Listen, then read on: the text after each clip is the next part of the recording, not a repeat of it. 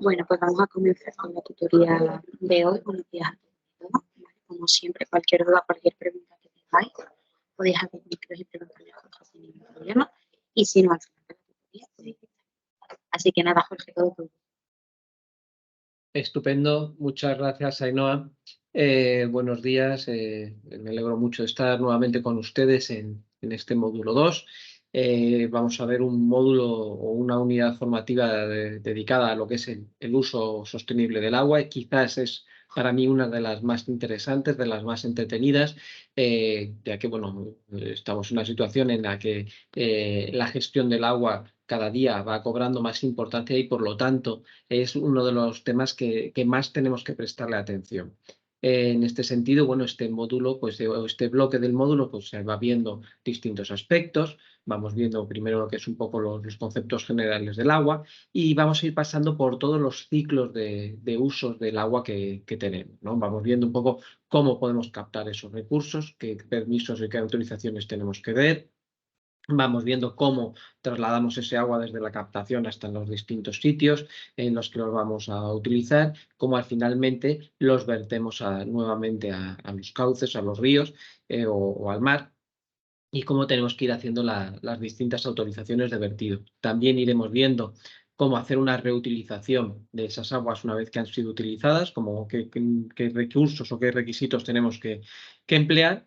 Y bueno, pues lo que iremos viendo es un poco cómo se va indicando una legislación muy compleja de esta materia, porque por un lado veremos que tenemos una legislación dependiendo de dónde se encuentre el agua, es decir, si se encuentra en dominio público hidráulico o en dominio marítimo terrestre. Veremos que tendremos una legislación atendiendo a las distintas cuencas hidrográficas que encontramos a lo largo de todo el territorio. Iremos viendo cómo además estamos condicionados por una serie de limitaciones derivadas de la sequía, bueno, cómo podemos ir gestionando todos esos conceptos. Bueno, pues la verdad es que es un tema que es muy amplio y en el que en el que se ve que cada día la gestión de este recurso pues es uno de los puntos más complejos que podemos encontrar en lo que es el medio ambiente, ¿vale? También veremos una parte que para nosotros creemos que es importante, que es el tema de la ecoauditoría o de las hídricas o de las auditorías azules. Y bueno, pues veremos que realmente lo que hace es analizar todo nuestro ciclo de consumo del agua y ir viendo en qué puntos podemos optimizar ese control o ese consumo del agua, ¿vale?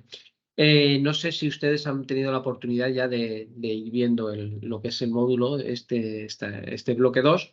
Si tienen alguna duda que quieren que veamos inicialmente, algo que tengan, que quieran ver. ¿No? Bueno, pues como les comento siempre, en cualquier momento siéntanse ustedes en la libertad de interrumpirme y preguntarme cuando quieran. Aquí lo que vemos es un poco lo que es el índice del bloque, en el que, bueno, como les he comentado, tendremos una parte sobre lo que son los conceptos generales del agua, el consumo y el vertido, ¿vale? Luego veremos una parte dedicada a lo que es la captación de los recursos hídricos. Luego dedicaremos una parte a lo que es el uso sostenible del agua, lo que es los planes de uso sostenible, lo que son las auditorías. Veremos lo que son los vertidos. Veremos qué efectos tienen los distintos tipos de vertido, dependiendo los tipos de vertidos que existen. Y bueno, luego una serie de conceptos legales que tendremos que manejar a la hora tanto de la captación del agua como del vertido. Por último, dedicaremos un apartado para ver un poco lo que son los tratamientos de vertido de las aguas residuales. Se ha utilizado como ejemplo o como un ejemplo típico, sí, o como estructura típica, lo que es una depuradora de aguas residuales urbanas, debido a que, bueno, pues puede ser la que más se asimile a las que ustedes tengan que gestionar en alguno de los casos, o porque realmente esta estructura básica que tenemos para las aguas residuales, replicada y aumentada en alguna de sus partes, pues la podemos utilizar prácticamente para cualquier proceso productivo en general, ¿vale? Así que bueno, si no tienen ninguna duda, pues vamos a empezar.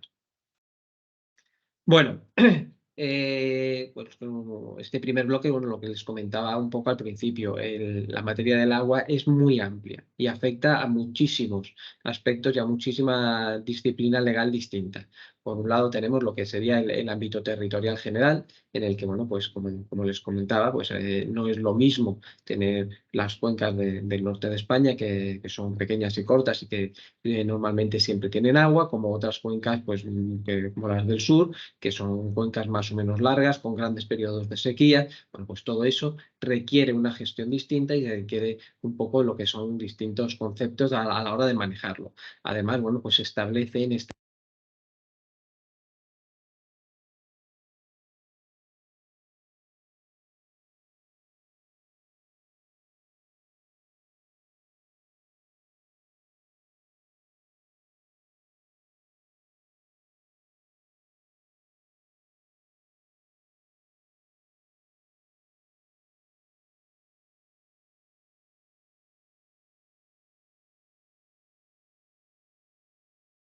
¿Por qué te has silenciado?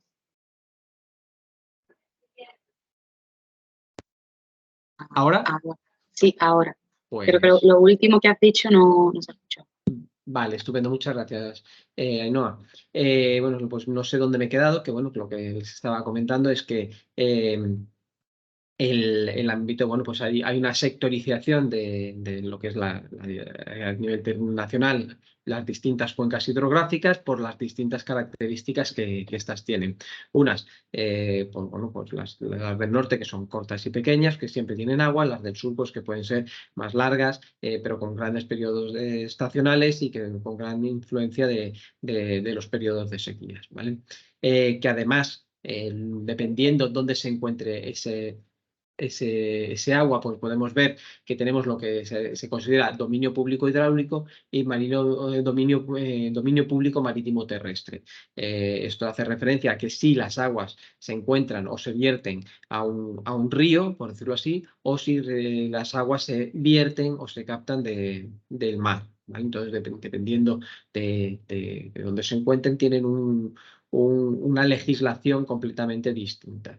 Además, bueno, esto está así asumido porque, bueno, lo que se considera el agua que está dentro del agua asociada a los cursos de ríos, lo que es el dominio público hidráulico, es un bien limitado y que se puede acabar. Bueno, por lo tanto, mientras que el agua del mar se considera que es un bien ilimitado y que en ningún momento vamos a ser capaces de extraerlo todo. Bueno, pues, por lo tanto, tienen consideraciones distintas y por eso existe esta diferencia entre lo que es el dominio público hidráulico y el dominio público marítimo terrestre.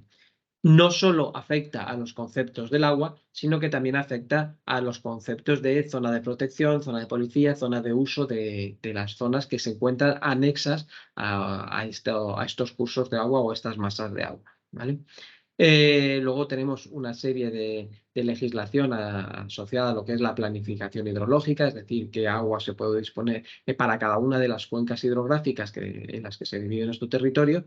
Bueno, pues tendremos que se puede utilizar el agua de una forma distinta o con unas condiciones y unas consideraciones diferentes, ¿vale? Todo eso entra dentro de lo que es la planificación hidrológica, los trasvases, todo eso. Hay una legislación independiente de lo que es el dominio público y de lo que hidráulico, de lo que es el dominio público marítimo terrestre. Por otro lado, veremos que existe diferentes legislaciones para evaluar o analizar lo que son las calidades de las aguas. No es lo mismo lo que son las aguas de consumo humano que las calidades de las aguas de vertido. Bueno, todo ese concepto de calidad del agua, pues tiene una legislación aparte. No es lo mismo el agua que va a ser embotellada y va a ser distribuida, tiene unas calidades específicas, mientras que las aguas regeneradas, bueno, pues requieren unas condiciones pues diferentes, ¿vale?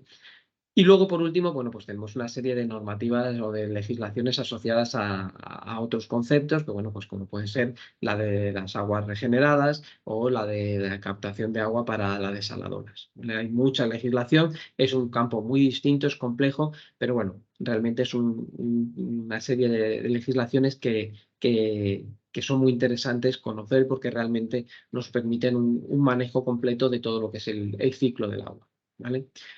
Bueno. a lo largo de todo el módulo lo que vamos a ir hablando es de este concepto del agua. El agua, pues hay miles de definiciones, la RAE lo define como un líquido transparente, incoloro, inodoro, insípido, en estado puro, cuyas moléculas están formadas por 2 átomos de hidrógeno y 1 de oxígeno, y que constituyen el componente más abundante de la superficie terrestre y el mayoritario en todos los organismos vivos. Esta definición es muy completa, ¿vale? Bueno, nos está dando una descripción física de cómo es, ¿vale? Pero también nos está dando una descripción química, ¿vale? Está hablando de que está formado por 2 moléculas distintas, 2 átomos de hidrógeno y 1 de oxígeno, y bueno, la disposición química que esta molécula de agua pues le hace tener esta forma que tienen ustedes en este esquema, ¿no? Bueno, que forman entre las 2 moléculas de hidrógeno un ángulo de 104 grados, y eso veremos que le genera unas condiciones especiales a esta molécula del agua. ¿Por qué es especial? Bueno, pues mira, al final lo que genera es que se forma lo que se conoce como el dipolo o el momento dipolo, y es que en el lado del oxígeno se genera una especie de carga negativa, mientras que en el lado del hidrógeno se va formando una especie de carga positiva. Digamos que tendríamos un pequeño imán de cargas positivas y negativas a un lado y al otro de la molécula. ¿Qué es lo que implica esto? Bueno, pues implica que le confiere una serie de cualidades que, bueno, que le convierten pues, en una molécula que es capaz de solubilizar la mayor parte de los productos, que es capaz de mantener una estructura líquida en las condiciones normales de que se desarrolla la vida. Bueno, también le permite, bueno, pues una serie de cosas que iremos viendo ahora en las distintas presentaciones, ¿vale? Bueno, pues un poco lo que tenemos aquí, que bueno, le genera que cuando se congela, pues adquiere esta estructura ordenada, que lo que hace es que aumente el volumen, y por eso el agua congelada flota por encima del agua, mientras que en otras moléculas similares, pues lo que había sería precipitar, ¿vale? Que cuando está en estado gaseoso, bueno, pues estas cargas que se generan bueno, perdón, hemos dicho que las moléculas de agua lo que generan es una especie de dipolo, ¿no? Entonces tienen una cierta atracción entre la parte positiva y la parte negativa entre las distintas moléculas. En estado líquido, bueno, pues estas interacciones pues, se van juntando, se van separando, y bueno, pues tienen una relación más o menos laxa. Cuando aumenta la temperatura, estas moléculas se separan, se expanden, y digamos que poco a poco las relaciones entre las distintas moléculas pues se va deshaciendo, ¿no? Y entonces llega un momento pues que pasan a estado gaseoso. Sin embargo, cuando hace frío, se congela, se establece una relación entre las cargas positivas y negativas, en las que, bueno, pues lo que se hace es aumentar al máximo el número de conexiones, lo que hace que tenga una estructura similar a esta, que se ve aquí, y que lo que hace es que aumente mucho el volumen. Como decía, pues esto hace que cuando el agua se congela, pues flote, porque ha aumentado su volumen, y bueno, pues permite que se siga desarrollando la vida debajo de esa molécula, de esa capa de hielo, ¿vale? Esto es lo que en realidad ha permitido que la vida siga continuando, porque, bueno, pues ustedes saben que toda la vida se ha desarrollado en el agua, y si el agua hubiese precipitado cuando se congelaba, pues hubiese ido acumulando la parte baja, aumentando progresivamente y su volumen hasta que hubiese acabado todo congelado. Sin embargo, al mantenerse la capa de hielo en la superficie, permite que la vida siga desarrollándose abajo de esa capa, y que, bueno, pues aísle de las condiciones externas la parte inferior de la masa de agua, ¿vale? Bueno, este dipolo, bueno, pues también le convierte, que es lo que comentaba, pues una elevada tensión superficial, que es lo que vemos cuando se nos cae el agua y se forman esas gotitas sobre la superficie, esa combita que se forma. Bueno, pues eso es la tensión superficial, es que se mantienen bastante unidas entre ellas. También lo podemos ver en el típico ejemplo de llenar nuestro vaso de agua hasta que se quede esa cupulita de agua por encima de lo que sería la estructura del vaso. Le confiere una elevada viscosidad, es decir, la capacidad de mantenerse unida, y, bueno, pues eso le permite más o menos pues trasladarse todas las masas de agua pues más o menos unida, y bueno, que la podamos bombear de un sitio a otro. Y también lo que hace es que que sea un excelente conductor sobre todo del calor, ¿no? Lo mantenga. Y bueno, si el agua tiene otras sustancias, bueno, pues lo que hace es que sea un excelente conductor de la electricidad cuando hay algo soluble que se encuentra dentro del agua, ¿vale? Bueno, pues estas características del agua hacen que tenga muchas funciones en lo que sería la vida, el ciclo de vida, ya sea de los seres vivos o de los ecosistemas. En los seres vivos, bueno, pues lo que hace es una función química, que, bueno, pues ya que en toda la vida se ha desarrollado dentro de lo que es la masa agua, y un montón de reacciones químicas pues se desarrollan dentro de esta masa de agua. También le confiere una importante función de transporte, ya que bueno, casi la mayor parte de las sustancias son solubles en este agua, y bueno, pues tanto para transportar nutrientes como para sacar los desechos, bueno, pues en el agua es una buena opción para mover todas estas sustancias. En otros casos, el agua lo que hace es una función estructural, bueno, porque hace que el agua aumente su volumen dentro de las células, pues lo que hace es darle estructura, darle masa a lo que son los distintos cuerpos. Esto se ve muy bien o se ve más claramente, sobre todo en las células vegetales, que vemos que cuando una planta se encuentra bien regada, pues se encuentra esplendorosa y turgente, y estas que cuando le falta el agua, bueno, pues se quedan así un poco marchitas.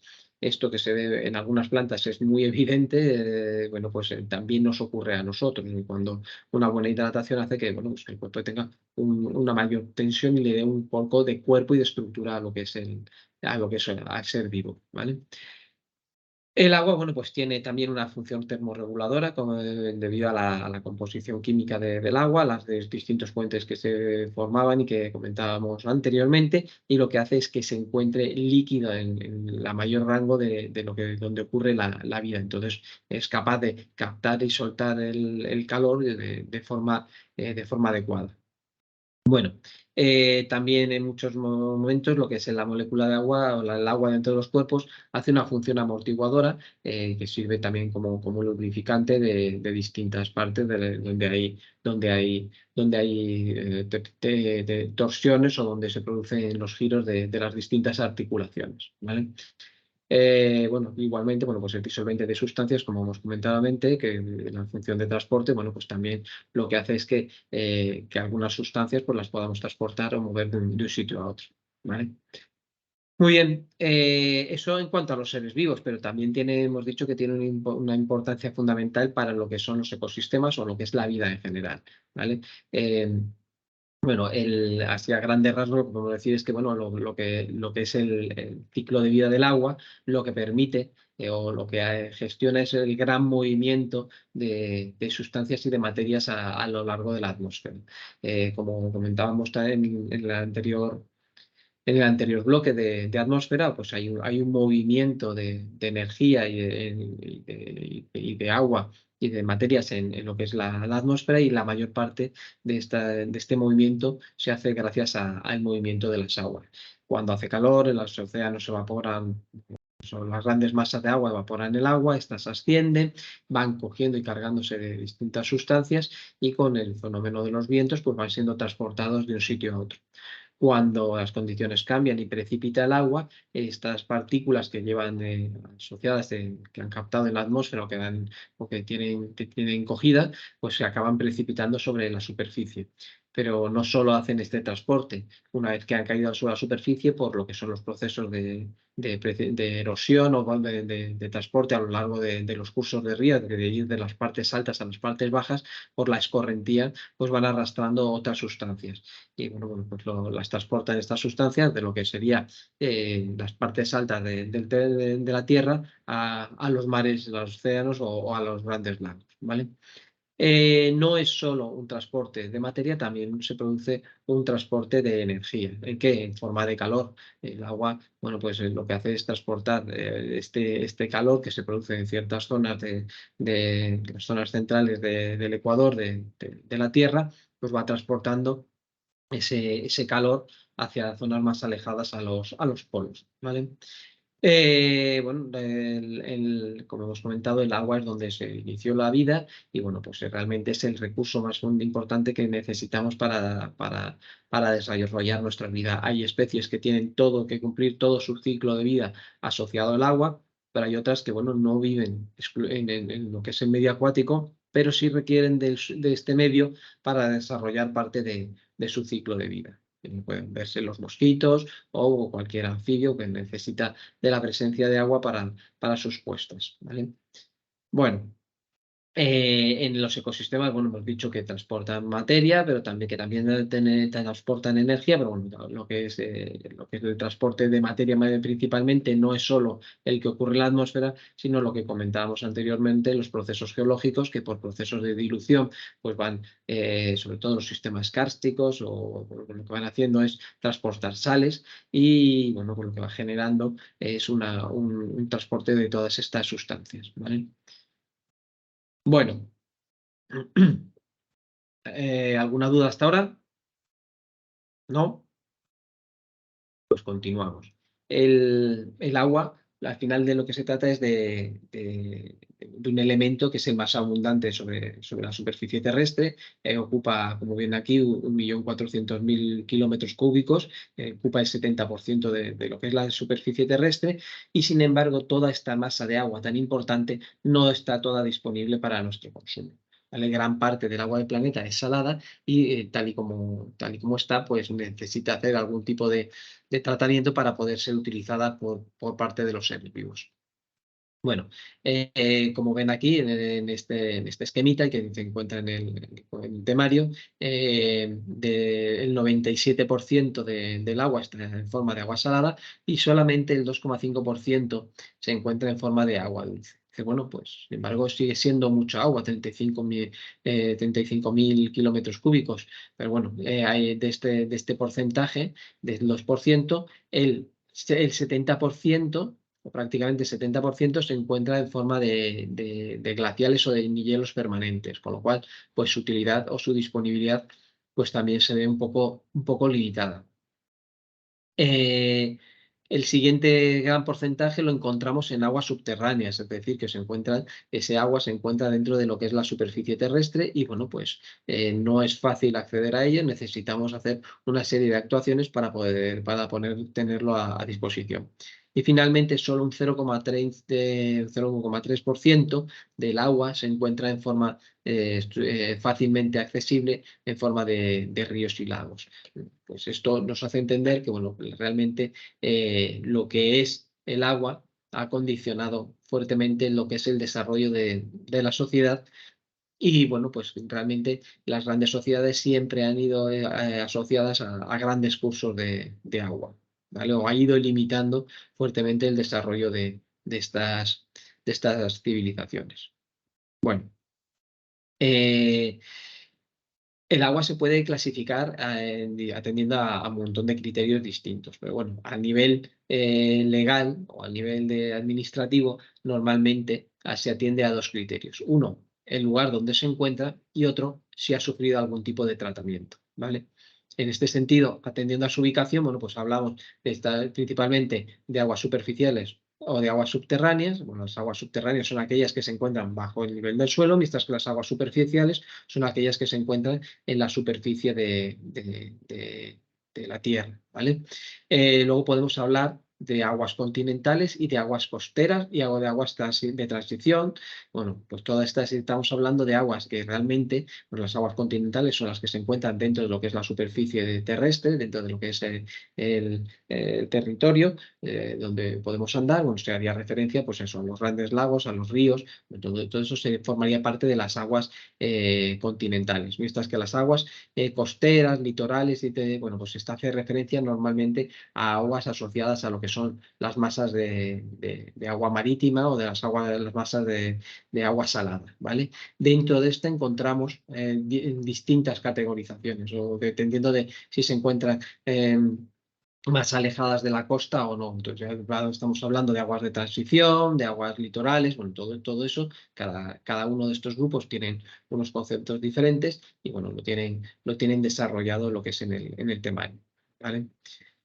Bueno, Atendiendo al otro criterio que hablábamos, de si ha sufrido algún tipo de tratamiento, pues encontramos principalmente los grupos que tienen aquí identificado.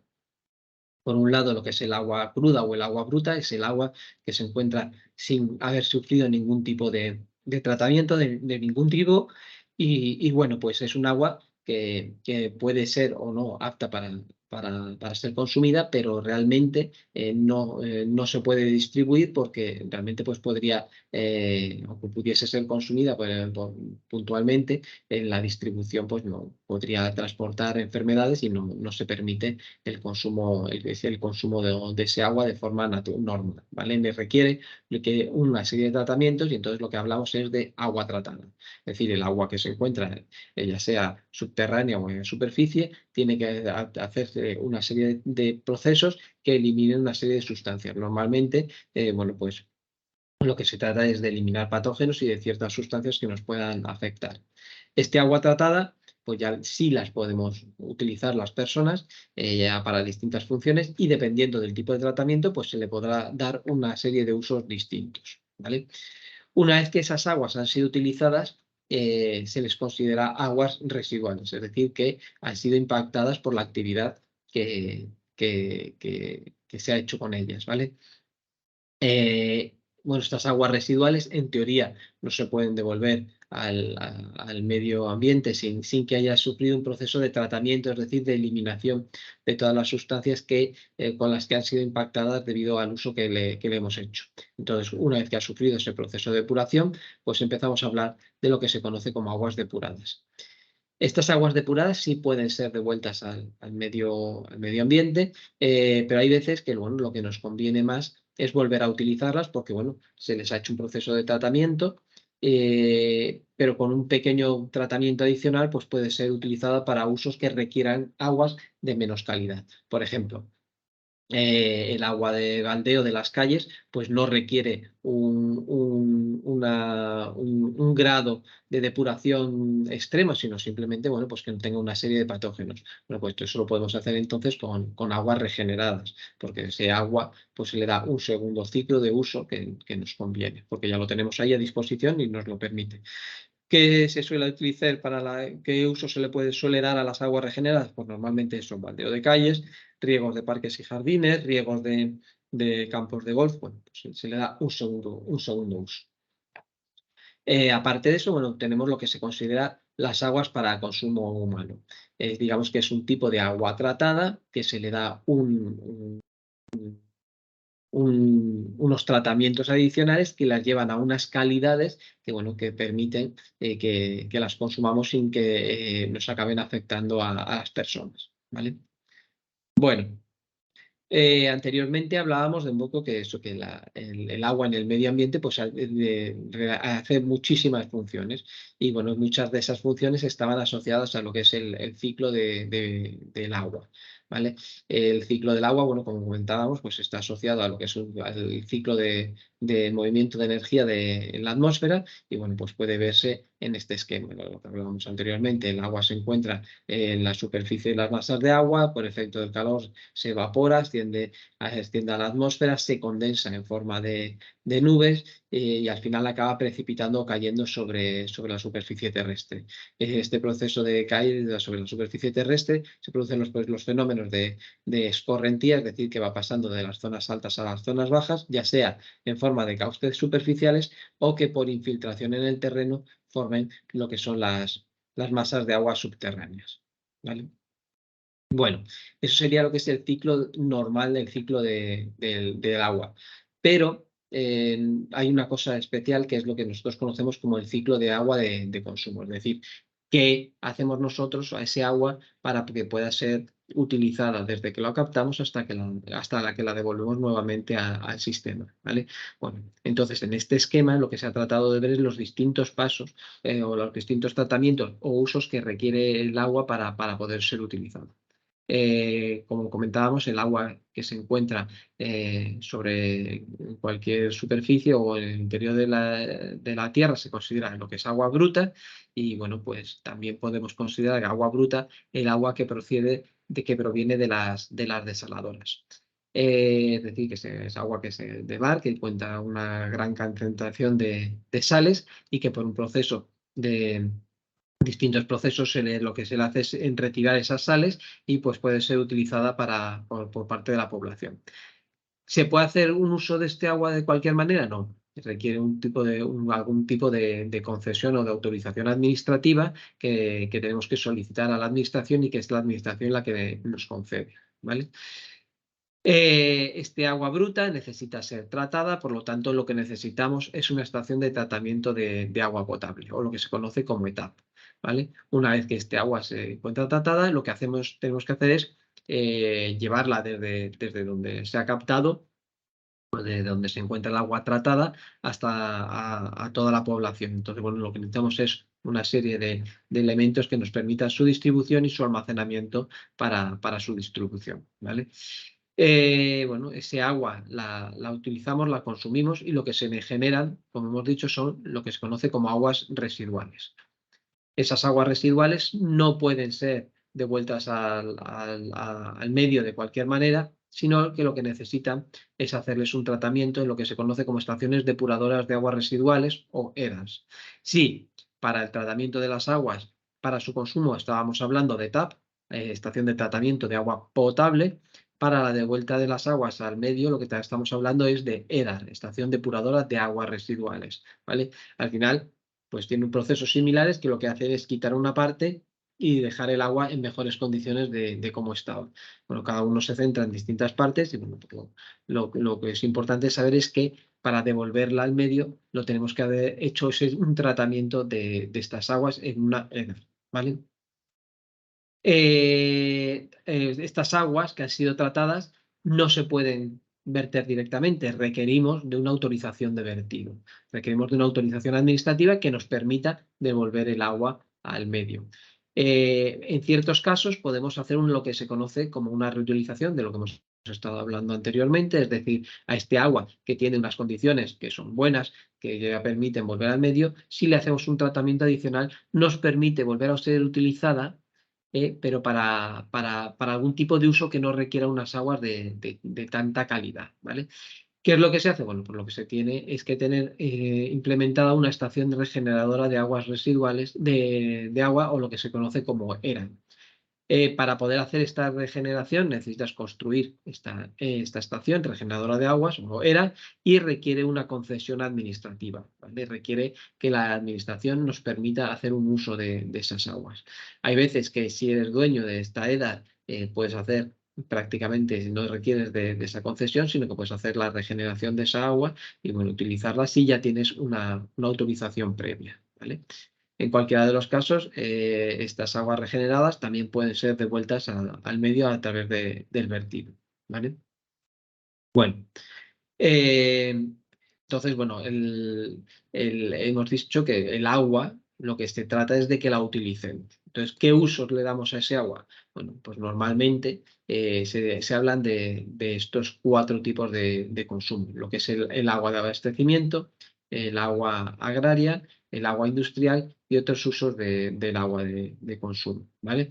Estas aguas de abastecimiento incluye todo lo que es el suministro de agua urbano, de las aguas de consumo de las personas, pero también ciertas aguas de consumo que requiere la industria, que requiere una calidad de aguas específicas para algún tipo de proceso, por ejemplo, pues de limpieza de, de frutas o lo que sea, bueno, o que requiere lo que es el agua el proceso requiere una calidad de las aguas, pues que sea compatible con o válido desde las aguas de abastecimiento, ¿vale?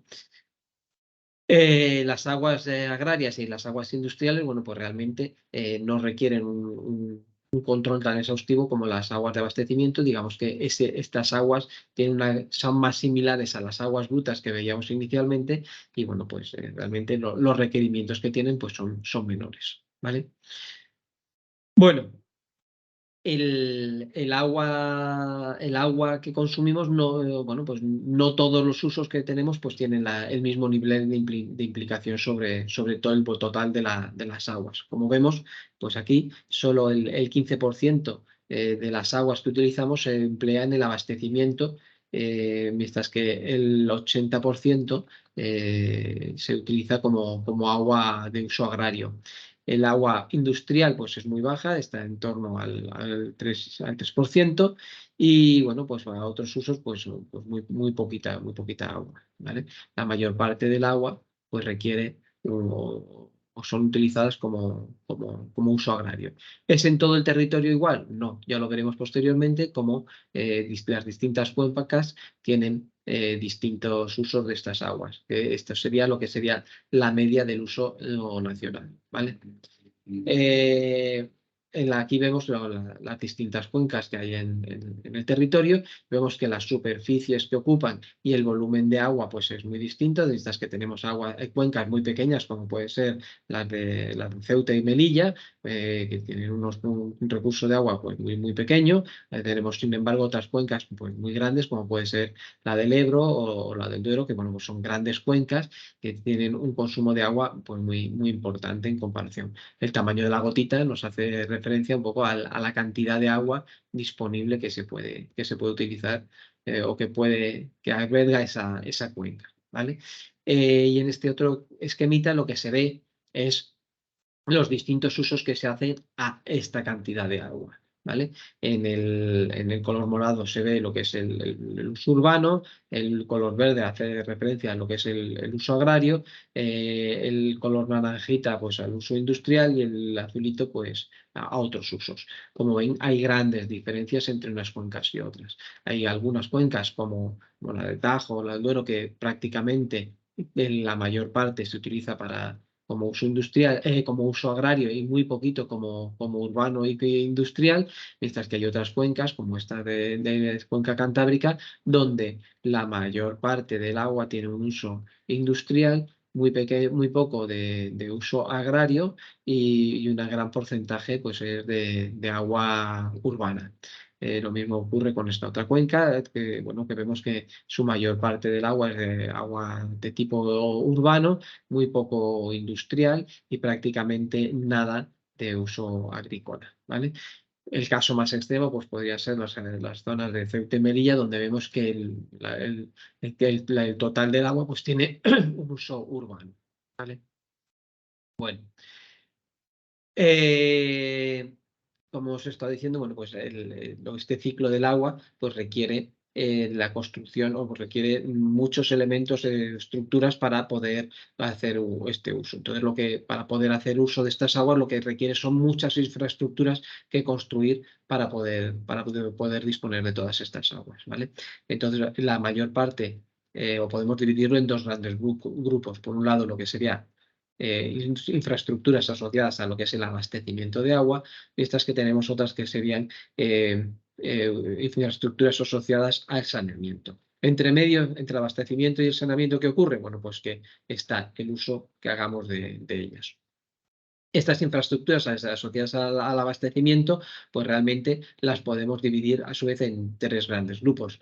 La que serían las infraestructuras que necesitamos para captar esas aguas, que ya veremos que dependiendo de si son aguas superficiales o aguas subterráneas, pues requieren infraestructuras distintas. Luego hay otra gran partida que lo que hace es hacer el tratamiento para que estas aguas que han sido captadas puedan ser consumidas. Bueno, pues hay un gran porcentaje de infraestructuras asociadas a lo que es el tratamiento de las aguas potables, ¿vale? Por último, bueno, pues realmente el agua se encuentra donde se encuentra, y ahí se consume donde se consume. Y normalmente estas infraestructuras pues no se encuentran juntas, se encuentran separadas. Por lo tanto, necesitamos una infraestructura que nos permita llevar el agua desde donde se encuentra hasta donde se usa. Entonces, todo eso lo haríamos a través de las redes de infraestructuras de almacenamiento y distribución de estas aguas. Bueno, una vez que se han consumido esas aguas, pues entramos en lo que serían las infraestructuras asociadas al saneamiento de las aguas. La mayor parte. Entonces, bueno, ¿qué infraestructuras necesitamos? Bueno, pues como hemos dicho, una cosa es donde se producen estas nuevas aguas utilizadas, y otra cosa es dónde se vierten. Entre medios, pues hay hay que conducir esas aguas a una planta de tratamiento, hay que hacer ese tratamiento y hay que hacer finalmente ese vertido. Por lo tanto, las infraestructuras están asociadas a las aguas de saneamiento, están lo que es la propia red de saneamiento, que es una red de colectores que va agrupando y concentrando las aguas en distintos puntos y van siendo conducidas a lo que se le conoce como las infraestructuras de depuración, que ya hemos visto que eran las EDAR. En caso de que luego ese agua vaya a tener un uso adicional, pues tendríamos que tener otra infraestructura asociada al saneamiento, que serían las ERAS, las aguas de regeneración, ¿vale? Por último, tendremos que tener la infraestructura que permita llevar el agua desde donde se genera la estación depuradora del agua hasta el punto donde se produce el vertido, ¿vale? Ya veremos que al final, pues eso será o a dominio público hidráulico o a dominio público marítimo terrestre. Al final, lo que se trata es de una conducción que lleva el agua desde donde se ha regenerado hasta el punto donde finalmente se vierte ese agua. ¿Qué es lo que pasa? Que normalmente estas conducciones de vertido, bueno, pues se llevan a un punto donde la capacidad de dilución del medio pues sea lo mayor posible. Entonces, bueno, pues a los centros de los cauces o al medio del mar para que, bueno, pues la dilución sea lo mayor posible y la concentración de los contaminantes que van, a pesar de haber sido tratadas, pues tengan el menor efecto sobre el ecosistema posible, ¿vale? Bueno. Como hemos estado diciendo, bueno, pues hemos estado hablando en todo momento de lo que es el dominio público marítimo terrestre y el dominio público hidráulico. Veremos que tienen características completamente distintas, ¿vale? Pero a fin de cuentas, lo que tienen que tener en cuenta es que el dominio público marítimo terrestre, bueno, pues digamos que hace referencia a las aguas de mar, a lo que son las aguas asociadas a los mares, aunque sean aguas de interior. Por ejemplo, todo lo que es el cauce del Guadalquivir hasta Sevilla, pues se considera dominio público marítimo terrestre, ¿vale? Entonces no podemos considerar solo lo que son los límites costeros, sino bueno, todo lo que son aguas marítimas, ¿vale? El dominio público hidráulico, bueno, pues es realmente el agua asociada a los cauces de los ríos o los lagos, ¿vale? Hay que tener en cuenta que, bueno, pues los vertidos también podemos clasificarlos en forma si el agua llega directamente a lo que sería el cauce o la masa de agua, o que serían los que se considera como vertidos directos, o si nos encontramos ante vertidos indirectos, es decir, que atraviesan pues por una serie de alfarres o de aguas pluviales que, bueno, que digamos que encuentran un camino alternativo hasta llegar al agua, porque se hace algún tipo de uso con ellos. Entonces, digamos que tendremos tanto a nivel de dominio público hidráulico como de marítimo terrestre, podríamos hablar de vertidos directos o de vertidos indirectos, ¿vale? Entonces tendríamos pues este pequeño cuadro en el que dependiendo, vemos por un lado las aguas dependiendo al dominio público al que pertenecen, hidráulico o marítimo terrestre, el tipo de vertido, directo e indirecto, en ambos casos, directo e indirecto, y luego, bueno, pues el destino final de esas aguas. Si estamos hablando de dominio público hidráulico o vertido directo, pues estaríamos hablando que vierte sobre agua superficial directamente, ¿vale? Estas que en los dominios o que fuesen las aguas subterráneas, ¿vale? En estas que en el caso de las aguas dominio público hidráulico de forma indirecta, pues estaremos hablando de aquellos vertidos que se producen sobre canales de desagüe, bueno, que puedan ser, que puedan llegar finalmente tanto a las aguas superficiales como a las aguas subterráneas. En dominio público hidráulico marítimo terrestre, pues ocurre lo mismo, de estilo directo, vertido directo e indirecto, y todos son aguas costeras o aguas de transición, ¿vale? Bueno, eh, ¿alguna duda o algo que quieran que veamos de esta primera parte? ¿No? Bueno. Pues como hemos estado comentando, es importante para poder utilizar el agua, bueno, pues ser capaces de captarla.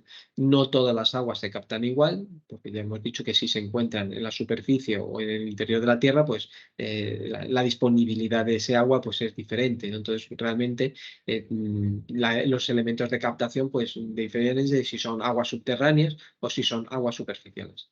En el caso de las aguas subterráneas, pues principalmente hablamos de pozos o de manantiales, que esto ya sería muy parecido a lo que serían las aguas superficiales, las técnicas principales para para poder disponer de estas aguas subterráneas, ¿no? Poner en utilización.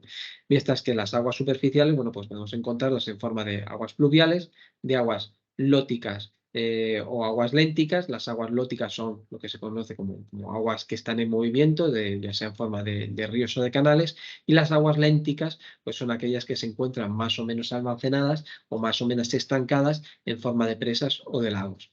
Las características de la captación pues van a ser distintas, ¿vale? En las aguas superficiales, en las aguas subterráneas, vamos a tener que acceder realmente a ellas. Entonces, normalmente, pues lo que hay que hacer es una perforación o un sondeo que nos permita alcanzar esa masa de agua desde la superficie, ¿vale?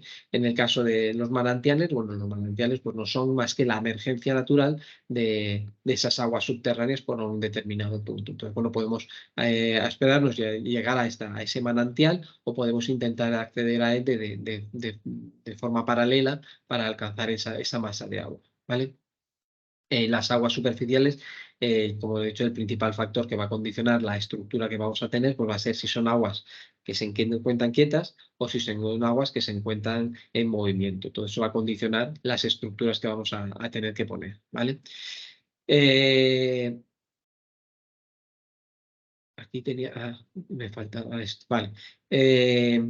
Bueno, una de las cosas, eso sería lo que serían las aguas normales o los usos, los recursos de agua convencionales. Pero bueno, últimamente pues cada vez se va hablando más de la necesidad de darle un segundo ciclo de usos del agua o de alcanzar usos recursos de agua no convencionales, y entonces empezamos a hablar de lo que son la reutilización y la desalinización, ¿vale? La reutilización, pues ya es lo que hemos estado viendo un poco anteriormente, que lo que se trata es de reutilizar el agua, es de darle un segundo uso, y bueno, principalmente actualmente está bastante limitado su uso. Los últimos datos de los que disponemos son del 2018, del 2019, en el que solo se utilizaban 400 hectómetros cúbicos para todo el conjunto, y bueno, pues realmente es muy poco de utilización de aguas regeneradas, que cuando realmente nos producen muchas ventajas para esta reutilización de agua. Bueno, pues que al final el que reutilicemos un agua que ya está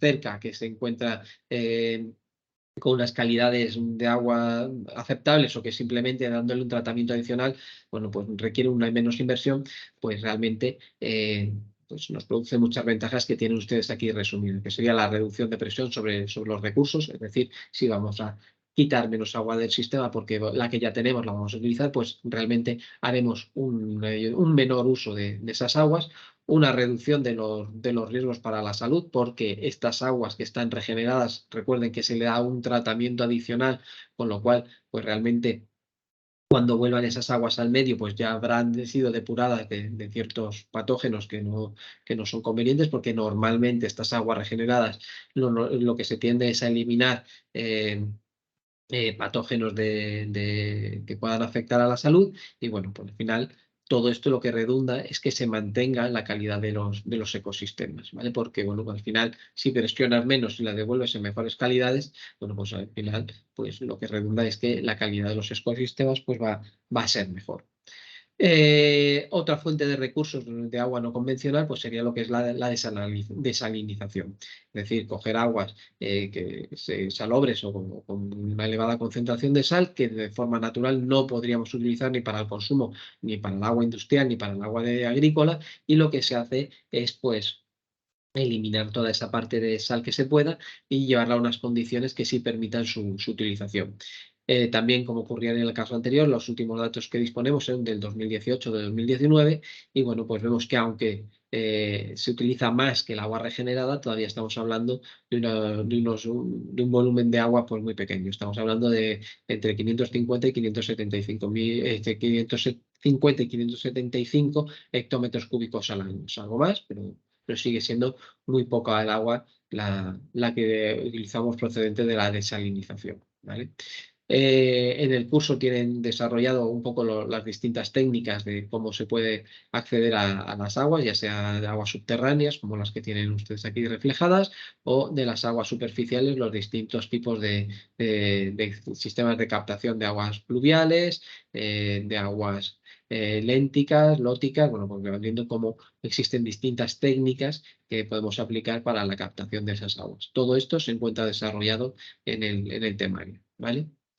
Eh, bueno, en cuanto a la captación de aguas no convencionales, bueno, pues le vamos a dedicar un pequeño parte porque realmente que se cree que es el futuro que tenemos que darle a la utilización del agua, es lo que nos va a permitir avanzar más en ejercer una menor presión y un mayor impacto positivo ambiental y bueno, por lo tanto es lo que vamos a dedicar un poquito de mayor tiempo ahora, ¿vale?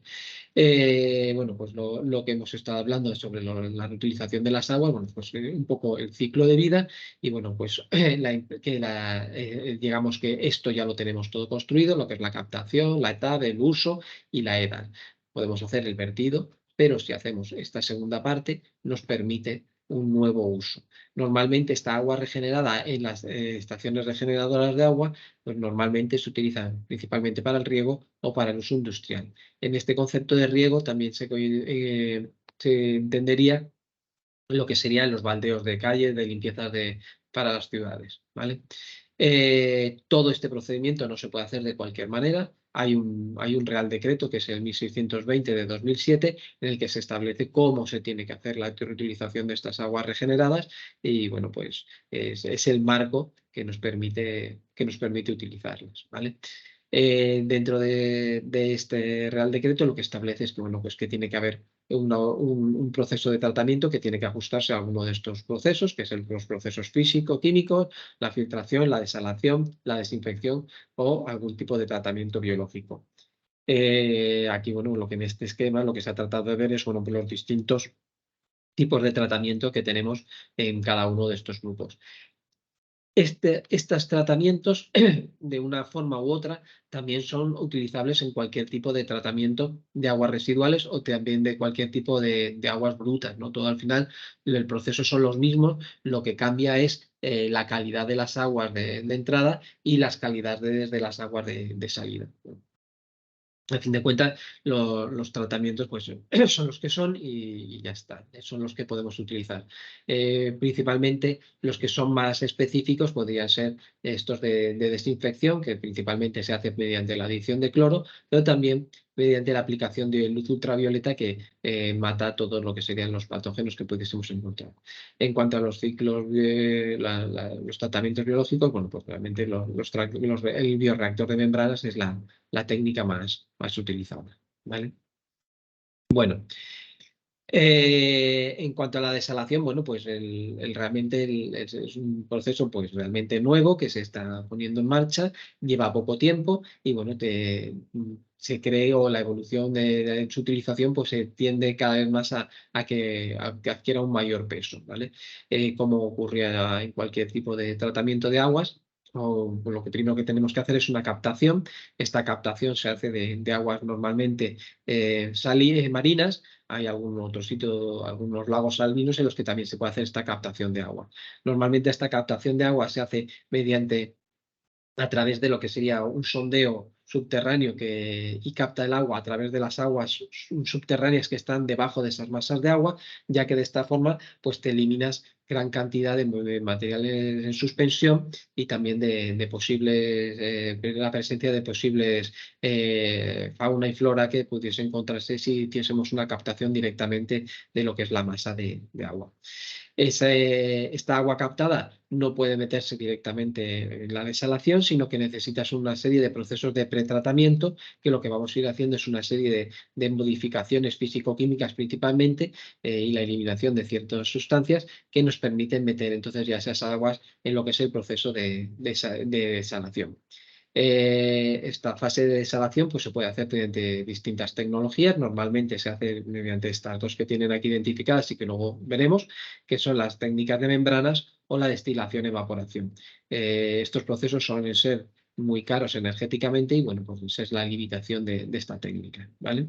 Esta agua desalada, en muchos de los casos sí puede ser ya utilizada para el uso que se tenga establecido, pero en muchos casos requieren pequeños tratamientos adicionales para ajustar lo que sería la dureza o la alcalinidad de esas aguas, ¿vale? Bueno, como hemos comentado, bueno, pues existen principalmente dos técnicas de desalación, las técnicas de membrana o la de destilación.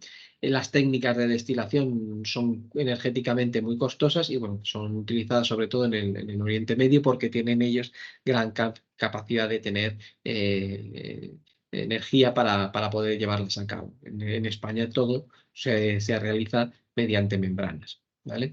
Las técnicas de membrana, bueno, pues existen distintas técnicas para poder llevar las aguas saladas a su utilización y las tres principales son la de osmosis inversa, que es la que se utiliza más, aunque también hay algunas de nanofiltración o de electrodiálisis.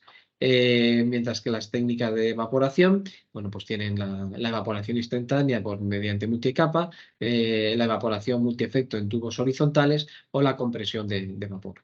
De todas estas técnicas se salía un poco de lo que es el ámbito del curso. Sin embargo, quiero recordar que hay un anejo que, bueno, pues que se desarrolla un poco todas estas técnicas por si fuese de su interés o si tuviesen que trabajar con alguna de ellas en algún momento. ¿Vale? Bueno, ¿alguna duda? ¿Algo que quieran que veamos? ¿No? Bueno. Como hemos visto, pues existe mucha dificultad el agua es un recurso escaso que requiere mucha dificultad a la hora de su captación y no se puede devolver de cualquier manera. Por lo tanto, el concepto de uso sostenible del agua pues es uno de los primeros que se tienen en cuenta a la hora de hacer una vida pues eso, más sostenible con lo que es el presente y el futuro de la sociedad. ¿Vale? Entonces, dentro de lo que es la Agenda 2030, bueno, pues uno de los 17 objetivos, pues el número 6 se está centrado en lo que es el agua, ¿no? El objetivo número 6 lo que pretende es garantizar la disponibilidad de agua y su gestión sostenible y saneamiento para todos, ¿vale? Para alcanzar este objetivo, lo que se propone son las siguientes metas que tienen ustedes aquí identificadas, ¿vale? Principalmente garantizar el acceso universal al agua potable, tiene como fecha establecida, bueno, todas tienen como fecha establecida el 2030, lograr el acceso a servicios de saneamiento de esas aguas para todos, ¿vale? Mejorar la calidad de las aguas reduciendo la contaminación y eliminación en el vertido, es decir, que estas redes de saneamiento y de vertido pues sean adecuadas, aumentar el uso eficiente de los recursos hídricos, es decir, eh, que a la hora de captar que sea el agua necesaria y a la hora de darle los distintos usos pues sea lo más eficiente posible, es decir, que todo lo que son los procesos de llevar el agua de un punto a otro pues sean lo más eficiente posible, ¿vale? ¿Cómo se puede alcanzar eso? Bueno, pues mediante una gestión integrada de lo que son los recursos hídricos, ¿vale? Otro de los objetivos que se tiene establecido es proteger todo lo que son los ecosistemas relacionados con el agua, es decir, de aquellos sitios donde se vaya a captar el agua, se mantenga siempre una masa de agua que permita una vida de forma adecuada y aquellos sitios donde se vaya a hacer el vertido, pues que las condiciones en que se encuentra ese ecosistema pues siga permitiendo la vida en ese entorno, ¿vale? Bueno, por último, lo que se trata es de favorecer la cooperación entre los países ricos y los países pobres a la hora de que estos países pobres pues, puedan acceder a tecnologías de depuración y de tratamiento de las aguas adecuadas, ¿vale? Bueno, entonces al final lo que vemos es que el uso sostenible del agua lo que pretende es que el recurso agua sea gestionado de forma muy eficiente en todas las fases de su ciclo de uso que hemos estado viendo inicialmente, desde la captación, que no se pierda agua, la captación, que ese tratamiento sea eficaz para que generemos la menor cantidad de residuos y que la mayor parte del agua que ha sido captada pueda estar disponible para las personas, que se distribuya de forma adecuada, es decir, que se pierda la menor cantidad de agua por ese transporte, que se gestione, que se utilice ese agua de forma eficiente, es decir, que si podemos establecer límites de consumo, pues no consumamos más de lo que tengamos que utilizar, necesitemos para nuestra vida diaria, y que bueno, pues cuando lo vertamos al agua, pues esto se haga a una red de saneamiento adecuada, que no vaya infiltrándose por cualquier sitio ese agua, y que toda ese agua acabe llegando a una depuradora de aguas que permita su vertido nuevamente al medio de la forma más adecuada. Y que si podemos reutilizar ese agua, ese agua mediante la regeneración de aguas, bueno, pues que le demos un segundo uso a esas aguas ya utilizadas, ¿vale? En ese sentido, y en lo que es el ámbito institucional o en el ámbito de una empresa, la ecoauditoría, bueno, pues es una herramienta que es muy útil para poder alcanzar el objetivo de minimizar el consumo del agua. Esta auditoría, bueno, al final lo que se basa es en un proceso sistematizado que puede ser asimilable a cualquier tipo de auditoría. Lo primero que tienes es que saber es dónde estamos, ¿vale? Pero todo centrado en lo que es el consumo y la gestión de ese agua, ¿vale? Y bueno, pues una vez que has visto cómo estamos, pues se van dando una serie de pasos que lo que nos permite es ir identificando aquellos puntos de mejora y bueno, pues ir implementándolo, ¿vale? Bueno, en este sentido, en los pasos de la ecoauditoría, bueno, pues ese dónde estamos, pues se puede hacer de distintas maneras, ¿no? Pues primero sería viendo qué documentación tenemos de esa instalación. En muchos casos nos encontramos que hay instalaciones que no tienen proyectos o que simplemente se ha ido haciendo las cosas sin que haya documentación, y bueno, pues realmente el proceso de evaluación de esta documentación pues es muy pobre, porque no tenemos elementos de referencia. Entonces, ¿qué es lo que tenemos que hacer? Pues tendremos que pasar a evaluar físicamente lo que son las instalaciones. ¿Eso es solo si no se encuentra documentación? No, no. Es muy importante primero ver qué documentación disponemos y después ver las instalaciones, porque a lo mejor esas instalaciones hay unos proyectos y han sido modificados, o esas instalaciones tienen unos buenos proyectos, pero realmente están mal ejecutados, o esas instalaciones se encuentran deterioradas o se encuentran bien. Entonces hay que ver qué documentación existe y cómo se encuentran esas instalaciones, ¿vale? Otro de los elementos importantes a la hora de hacer cualquier ecoauditoría o una ecoauditoría hídrica es ver dónde se consume ese agua, dónde y qué uso se da a esas aguas. Normalmente, pues hay que tener en cuenta que ese uso del agua va desde la que se hace por parte del personal, la parte industrial, pero también lo que el agua o el uso que se utiliza, el uso de agua que se hace en las zonas de riego, baldeo o de mantenimiento, ¿vale? Una vez que ya tienes identificado cómo estamos, lo que tienes es que identificar o ver qué cantidad de agua es la que necesitas actualmente, pero también qué cantidad de agua vas a necesitar en el futuro, ¿vale?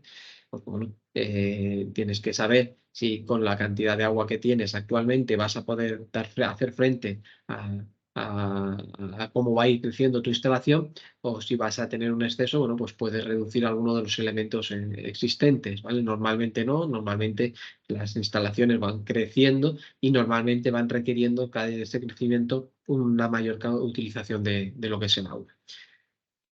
Bueno, pues ya hemos analizado cuál es nuestro punto de partida, dónde utilizamos el agua, qué cantidad de agua consumimos y ahora y en el futuro.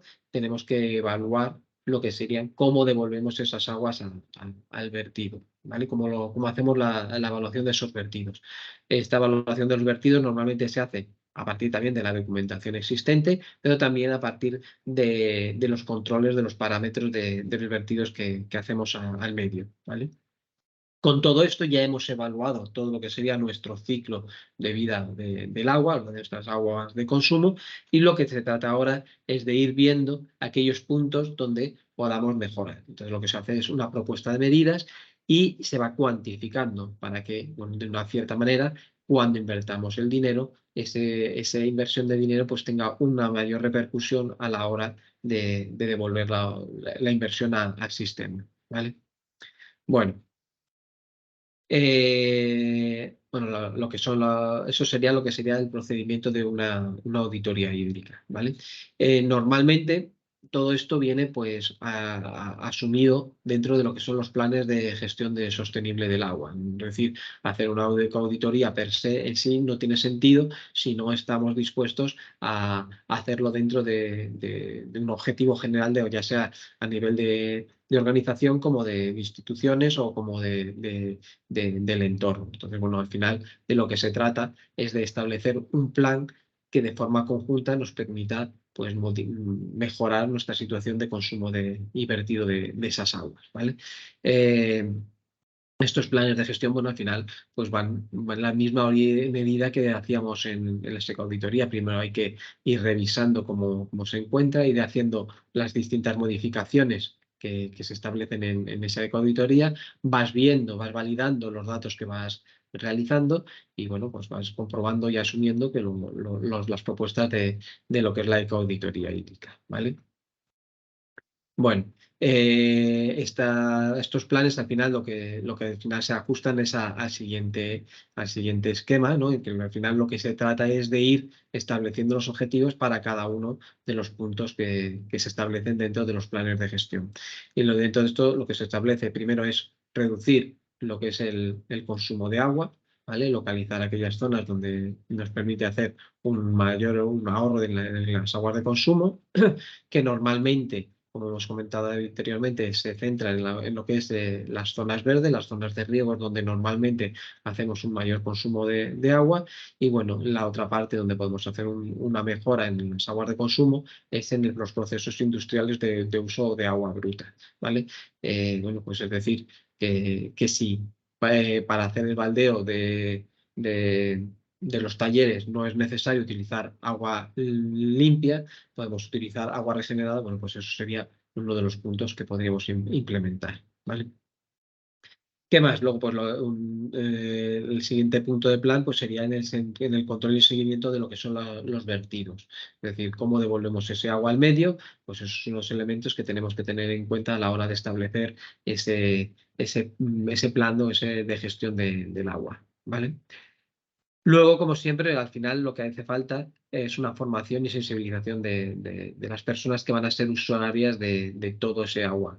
Es decir, realmente si establecemos muchas medidas, pero no las damos a conocer y no les enseñamos a utilizarlas, pues realmente no sirve de nada. Entonces, bueno, lo que es el seguimiento de ese programa de formación y sensibilización es uno de los elementos importantes a tener en cuenta a la hora de establecer los planes de gestión del agua, ¿vale? Como siempre, bueno, pues hay que tener un control del presupuesto, ver cómo se va gastando ese dinero y si ese dinero invertido, pues tiene lo que sería la repercusión económica y ambiental que se tenía prevista, ¿vale? Y por último, bueno, pues comprobar que lo que hemos dicho que íbamos a hacer y en el tiempo que hemos dicho hacer, pues lo estamos haciendo, con lo cual sería necesario hacer un cronograma o una planificación de estas actuaciones, ¿vale? ¿Algún tipo de duda, algo que quieran que veamos? ¿No? Bueno, pues seguimos. Hemos visto todo lo que sería el agua desde que la captamos hasta que la utilizamos y cómo la utilizamos. Ahora nos quedaría ver la parte de cómo hacemos los vertidos. Y bueno, los vertidos al final lo que tienen una serie de características atendiendo a lo que es el origen de esas aguas. No es lo mismo las aguas industriales que las aguas urbanas, que las aguas que vienen de usos ganaderos o agrarios. ¿Por qué? Bueno, pues porque las características de estas aguas son completamente distintas. En las aguas industriales, pues suelen ser aguas muy homogéneas en cuanto a la producción, pero de una característica o de una carga contaminante muy variable, entendiendo a las diferentes industrias, pero muy homogéneas dentro del mismo tipo de industrias. Eh, en las aguas urbanas, pues suelen ser unas aguas con una elevada carga orgánica y bueno, también dependiendo del tipo de aguas urbanas, bueno, pues pueden también estar cargadas de otro tipo de materiales como papel o si que incluye las aguas de las pluviales, bueno, pues también pueden venir cargadas de distintos contaminantes de metales pesados. Luego lo veremos, ¿vale? Las aguas ganaderas o agrarias, pues normalmente una de las características principales que tienen es que no son puntos concentrados o conocidos, sino que normalmente son vertidos difusos que se producen en montones de partes del territorio y que, bueno, vienen muy cargados ya sea de pesticidas, de fertilizantes o de restos orgánicos. Son las aguas más difíciles de tratar, ¿vale? Por esos dos motivos, porque se producen en sitios muy distantes y que no se encuentran conducidos a un único punto y porque la carga contaminante suele ser procesos, suele estar cargados de compuestos de difícil tratamiento, ¿vale? Bueno, las aguas industriales, como hemos dicho, bueno, al final de lo que se trata son aguas muy complejas técnicamente porque suelen venir muy cargadas de contaminantes, pero suelen ser bastante homogéneas en cuanto a los tipos de actividad. Es decir, aquellas aguas que provienen de la industria agroalimentaria pues suelen ser bastante similares todas dentro de ellas y por lo tanto se ha ido desarrollando una serie de metodologías que normalmente se pueden ir aplicando de un sitio a otro. Este tipo de agua, bueno, normalmente se encuentran muy controladas porque todas las industrias tienen que tener su autorización de vertido y normalmente estas autorizaciones de vertidos están muy controladas por lo que es la administración. Con lo cual, realmente estos vertidos son muy controlados y normalmente no suelen ser causantes de graves problemas, ¿vale? Sí, puede ser que haya algún vertido accidental y entonces ahí es donde puede ocurrirse los distintos problemas, pero esto lo veremos un poco en la parte de gestión de riesgos, ¿vale? En cuanto a los vertidos urbanos, bueno, pues realmente el problema, bueno, hay dos tipos dos grandes tipos de aguas. Uno lo que serían las aguas residuales provenientes de lo que es el uso doméstico, que normalmente pues son aguas que vienen cargadas con mucha cantidad de materia orgánica, de sólidos en suspensión y de papel. Pero bueno, luego hay otro que se conoce como lo que son las aguas servidas, que son cuando hablamos no solo de las aguas residuales, sino que también hablamos de aguas que vienen de pequeñas industrias, ¿vale? Pero también de las pluviales.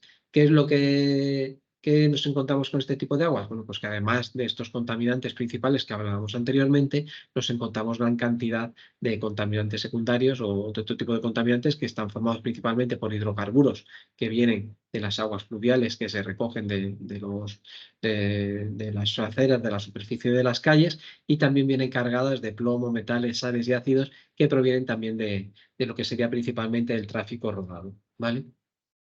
Estas aguas urbanas, normalmente el porcentaje en cualquiera de sus casos es en su mayor parte agua, el 99%, de estas que solo un 1% sería lo que serían los sólidos que se pueden encontrar en sólidos en suspensión o en solución, ¿vale? Aquí es donde nos encontramos el problema, es decir, la mayor parte no solo es un problema, aquí es donde se encuentra nuestro problema. Porque además, bueno, pues encontramos que tenemos sólidos orgánicos y sólidos inorgánicos. En el caso de los sólidos orgánicos, bueno, pues como ven aquí, pues principalmente están formados por nitrógeno, fósforo, cloruros, sulfatos, carbonatos, es decir, prácticamente por todo, y la presencia de sustancias tóxicas como el arsénico, el cadmio, muchos metales pesados que se pueden encontrar. En cuanto a los sólidos orgánicos, bueno, pues normalmente están asociados a productos nitrogenados, principalmente pues eso, pues, todo lo que sería la descomposición de las proteínas, es decir, todo lo que serían los desechos de naturaleza orgánica. Pero también encontramos compuestos no nitrogenados, principalmente de la degradación de la celulosa por un lado, es decir, de los papeles que encontramos anteriormente, pero también de lo que son las grasas y los jabones, ¿vale? Entonces, esta descomposición nos darían compuestos no nitrogenados que tendríamos también que tratar antes de verter estas aguas, ¿vale? Como decíamos, bueno, por último nos encontramos los vertidos asociados a la agricultura y la ganadería. Como hemos dicho, son muy complicados de tratar porque normalmente, a no ser que se encuentren dentro de una planta de una estación o de un complejo que recoja todas las aguas, pues todos estos vertidos normalmente pues, se producen donde se generan. Es decir, si es una ganadería en una explotación abierta, bueno, pues las vacas o los toros o los cerdos pues defecan donde defecan y bueno, pues lo hacen directamente sobre el terreno y bueno, pues se va infiltrando y bueno, pues al final lo que va generando es un vertido totalmente difuso que va impactando sobre el suelo y ese suelo pues acaba afectando a lo que son las masas de agua. Lo mismo ocurre un poco con lo que es la agricultura. Bueno, pues la aplicación de pesticidas o la aplicación de herbicidas o la aplicación de distintos productos de mejoras de enmiendas a los suelos se aplican directamente en el campo o lo que es en el terreno. Todo eso pues, al final acaba impactando sobre el suelo y del suelo pues va degenerando paulatinamente a los distintos acuíferos, ¿vale? O las masas de agua. ¿Vale? Entonces, bueno, los problemas que tienen, pues lo que hemos estado viendo, que no tienen un único punto de vertido, con lo cual es muy difícil de tratar y de controlar, que implica una contaminación tanto a las aguas subterráneas como para las aguas subterráneas, ¿vale? Y bueno, uno de los elevados problemas que encontramos es que normalmente se encuentra con productos que tienen una elevada persistencia de estos contaminantes, es decir, que son compuestos que se mantienen mucho en el entorno porque así han sido diseñados. Es decir, lo que haces es que si aplicas un herbicida, no lo apliques, mate todo lo que hay, sino lo que se va buscando es que se mantengan un poco en el tiempo para que todas aquellas plantas malas que tú no quieres que crezcan, pues se vayan matando paulatinamente y bueno, pues lo que tienen es una duración en el tiempo alargada. Lo mismo ocurre con los fertilizantes, no quieres que en un momento dado haya todo el fertilizante que hayas aplicado se esté a disposición de la planta, porque si no se va a ir limpiando por procesos de dilución y no va a poder ser aprovechado por la planta, sino lo que vas pretendiendo es que se vaya liberando de forma lenta, paulatina, para que la planta lo pueda ir utilizando a medida que se va liberando, pues lo va consumiendo, ¿vale?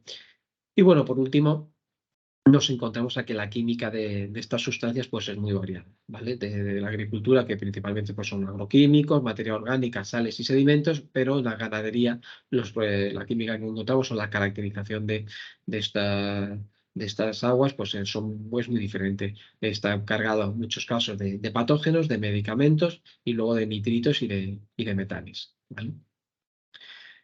Bueno, ¿alguna duda hasta ahora? ¿Algo que quieran que vayamos viendo?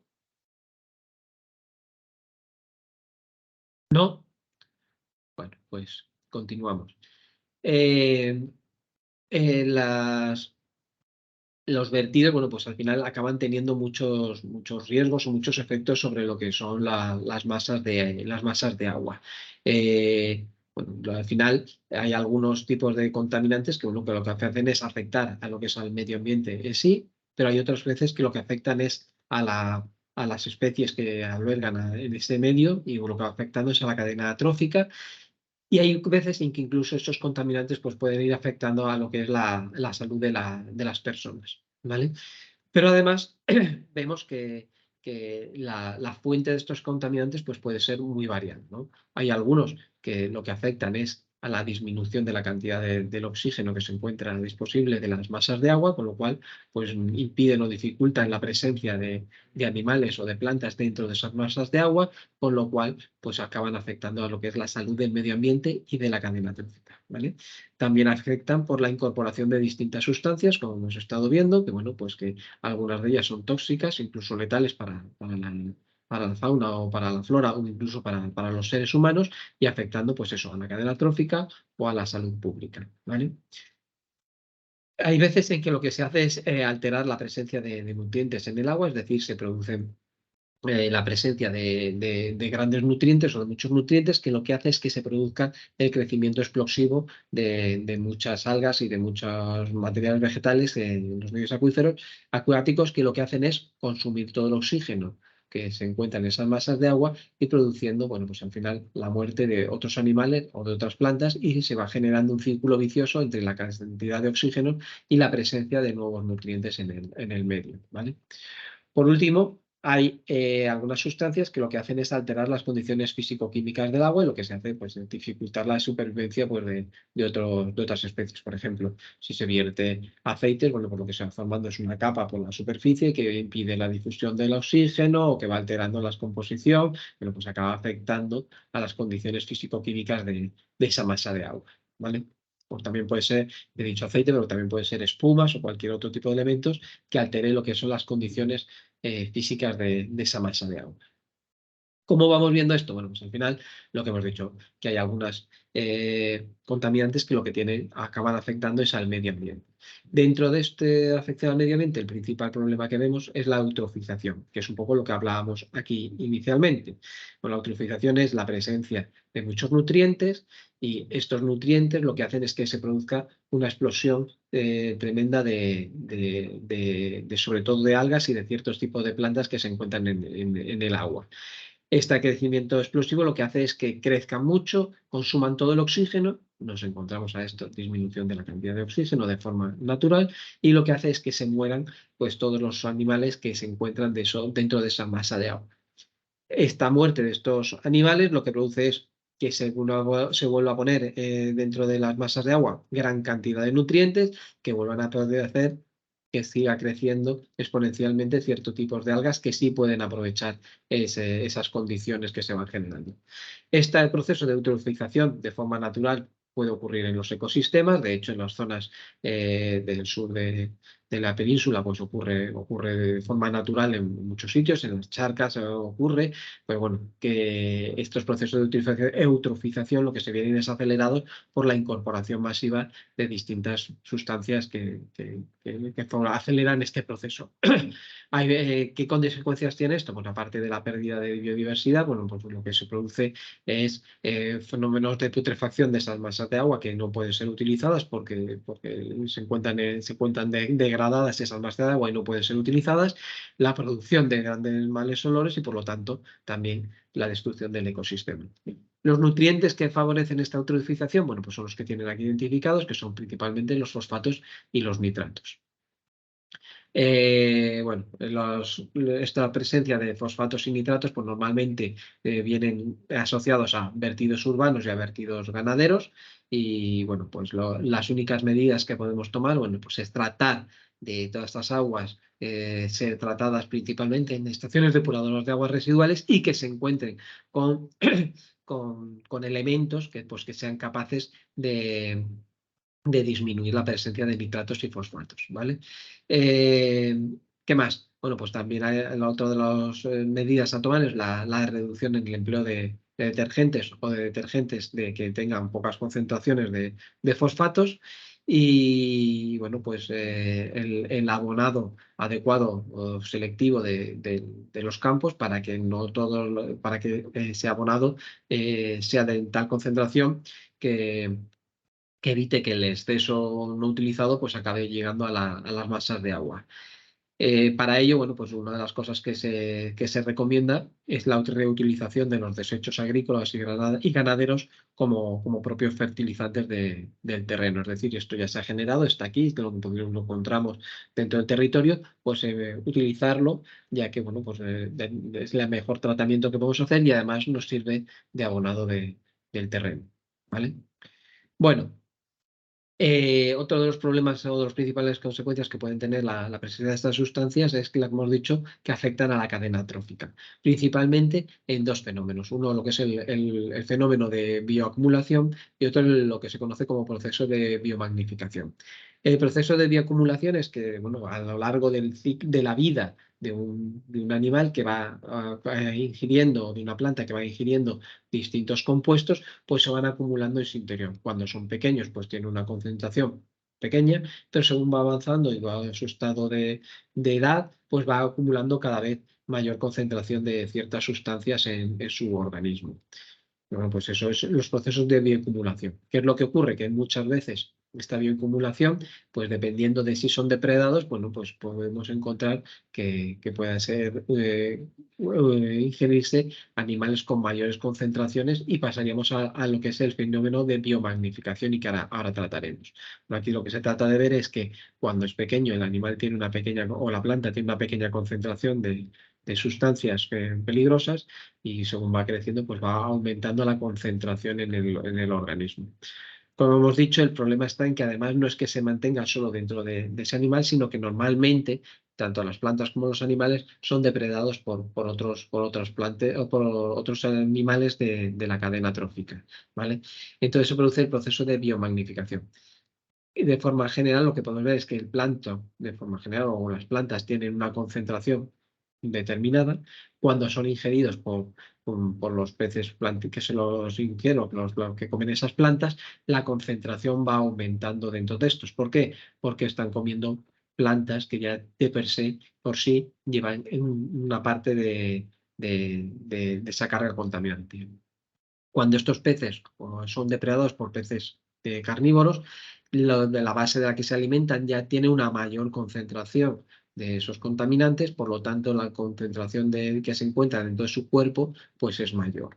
Lo mismo si luego pasa a ser depredado por aves ictiófagos, pues la concentración de partida de su alimento es alta, con lo cual ellos van acumulando pues mayor concentración de contaminantes. Este proceso que va ocurriendo dentro de lo que sería la red trófica es lo que se conoce como el proceso de biomagnificación. Y que si estos peces o estas aves nos las comemos nosotros, el proceso de biomagnificación pues también acabaría afectando a lo que sería la salud pública. ¿Vale? Bueno, ¿cuáles son las posibles fuentes de eliminación de este problema? Bueno, pues como ocurría en el anterior caso, la presencia de EDAs que vayan eliminando todos estos contaminantes que tienen capacidad de ser bioacumulados o biomagnificados por los animales, ¿vale? O las plantas. Y de esta forma evitaríamos que llegase a la salud humana, porque cerrando el ciclo de biomagnificación. ¿Vale? Eh, esta forma de llegar a la salud pública, bueno, pues puede ser a través de los procesos de biomagnificación, pero también puede ocurrir directamente por la presencia de vertidos. No sé si recuerdan ustedes que durante la pandemia uno de los elementos de control que se utilizaba para ver cómo iba evolucionando la concentración del virus, lo hacían a través del análisis de las aguas residuales y como se conocía el origen de los distintos puntos, pues se podía ir viendo la cantidad de virus que llevaban esas aguas residuales y por lo tanto ir estableciendo una afección indirecta de cómo iban evolucionando los virus por las distintas zonas, ¿vale? ¿Cuáles son los principales problemas que podemos encontrar? Bueno, pues normalmente suelen ser problemas asociados a microbiología, ya sea de bacterias o de virus, pero también a la presencia de parásitos humanos. Normalmente, ¿qué es lo que encontramos? Bueno, pues estos problemas que acaban produciendo, todos estos microorganismos que acaban produciendo estas enfermedades. Todos estos los encontramos normalmente en lo que serían las depuradoras, ¿vale? Aquí hacer un pequeño inciso que, bueno, no sé si han oído ustedes hablar de, bueno, que uno de los grandes problemas que nos enfrentamos es que dentro de estas depuradoras, las depuradoras se encuentran, por un lado, los microorganismos, ya sean virus o bacterias, con la presencia de los restos de los tratamientos que utilizamos para combatirlos, con lo cual el problema que podemos generar son problemas de resistencia de estos virus y estas bacterias a los tratamientos que, le- que- que utilizamos para combatirlo. Entonces es uno de los grandes problemas a los que nos enfrentamos a la hora de gestionar la salud pública a través de los sistemas de depuración de aguas. ¿Vale? Bueno, eh, en el tema de lo que es la gestión del agua, no podemos hacer lo que nos dé la gana en cualquier momento. Requiere una serie de procedimientos, una serie de solicitudes que tenemos que conocer y que solicitar pues, a las distintas autoridades para, para poder hacer uso de este bien que sería el agua bruta o a la hora de hacer los vertidos de estas aguas, ¿vale? Entonces, bueno, pues todo esto está regularizado por distintos procedimientos. Los procedimientos a emplear en cada momento, pues vienen definidos por si estamos utilizando el dominio público marítimo terrestre o si estamos haciendo uso del dominio público hidráulico, ¿vale? Si estamos haciendo uso del dominio público marítimo terrestre, normalmente lo que se va a pedir es una autorización de vertido y eso corresponde, esas autorizaciones de vertido suelen estar transferidas las competencias a las comunidades autónomas que así lo tengan establecido porque tengan esas aguas litorales bajo su capacidad de gestión. Mientras que si nos encontramos en el dominio público hidráulico, bueno, pues el que resuelve son las conferencias hidrográficas o los órganos de cuenca. Estos órganos de cuenca pueden ser de dos tipos. Principalmente, si afectan a una única cuenca, son cuencas intracomunitarias, es decir, que todo, intercomunitaria, que es decir, que el curso de agua afecta a más de una comunidad autónoma, entonces, bueno, tanto las autorizaciones como las concesiones se gestiona a través de la administración central, a través de esos organismos de cuenca, ¿vale? En cambio, si nos encontramos en una cuenca intracomunitaria, es decir, que todo el ciclo, toda la cuenca se encuentra dentro de una comunidad autónoma, la encargada de su gestión son las comunidades autónomas y gestionan tanto las autorizaciones como las concesiones. Deben tener en cuenta que estamos hablando de dos cosas distintas, lo que es la autorización y lo que son las concesiones. Las autorizaciones, es decir, te permiten hacer algo porque no afectas a los bienes que van a hacer o otros usos que puedan hacer otros usuarios. Mientras que si hay una concesión, estamos hablando que si tú captas un agua, es un agua que no puede captar otro ciudadano o otra administración. Con lo cual, bueno, pues son procesos distintos porque unos limitan en los usos que puedan hacer otras personas, ¿vale? Con lo cual, el procedimiento de las concesiones pues, es más lento y requiere un mayor volumen, una mayor complejidad, ¿vale? Bueno, en este croquis lo que se ha intentado hacer es, bueno, pues lo que sería un poco ir viendo lo que comentábamos, que requiere de una concesión y que requiere de una autorización, ¿vale? Como decíamos, las autorizaciones no tienen un carácter privativo, es decir, que yo haga una solicitud de uso, pues no implica que alguien no pueda hacer una utilización de uso cerca o en el entorno de donde yo lo hago, y bueno, por lo tanto, ese es el proceso, ¿no? No limitamos, por lo tanto, estamos hablando de autorizaciones. Eh, las autorizaciones normalmente lo que encontramos son autorizaciones de vertido, que en el caso del dominio público hidráulico se hace mediante el artículo 101 del Real Decreto Legislativo 1 de 2001 de Ley de Fundido de Aguas, ¿vale? Y el artículo 245 del Real Decreto 849 del 86, ¿vale? Quizás que si hacemos una autorización de vertido en dominio público marítimo terrestre, lo hacemos conforme al artículo 57 de la Ley 22 del 87 de costas, ¿vale?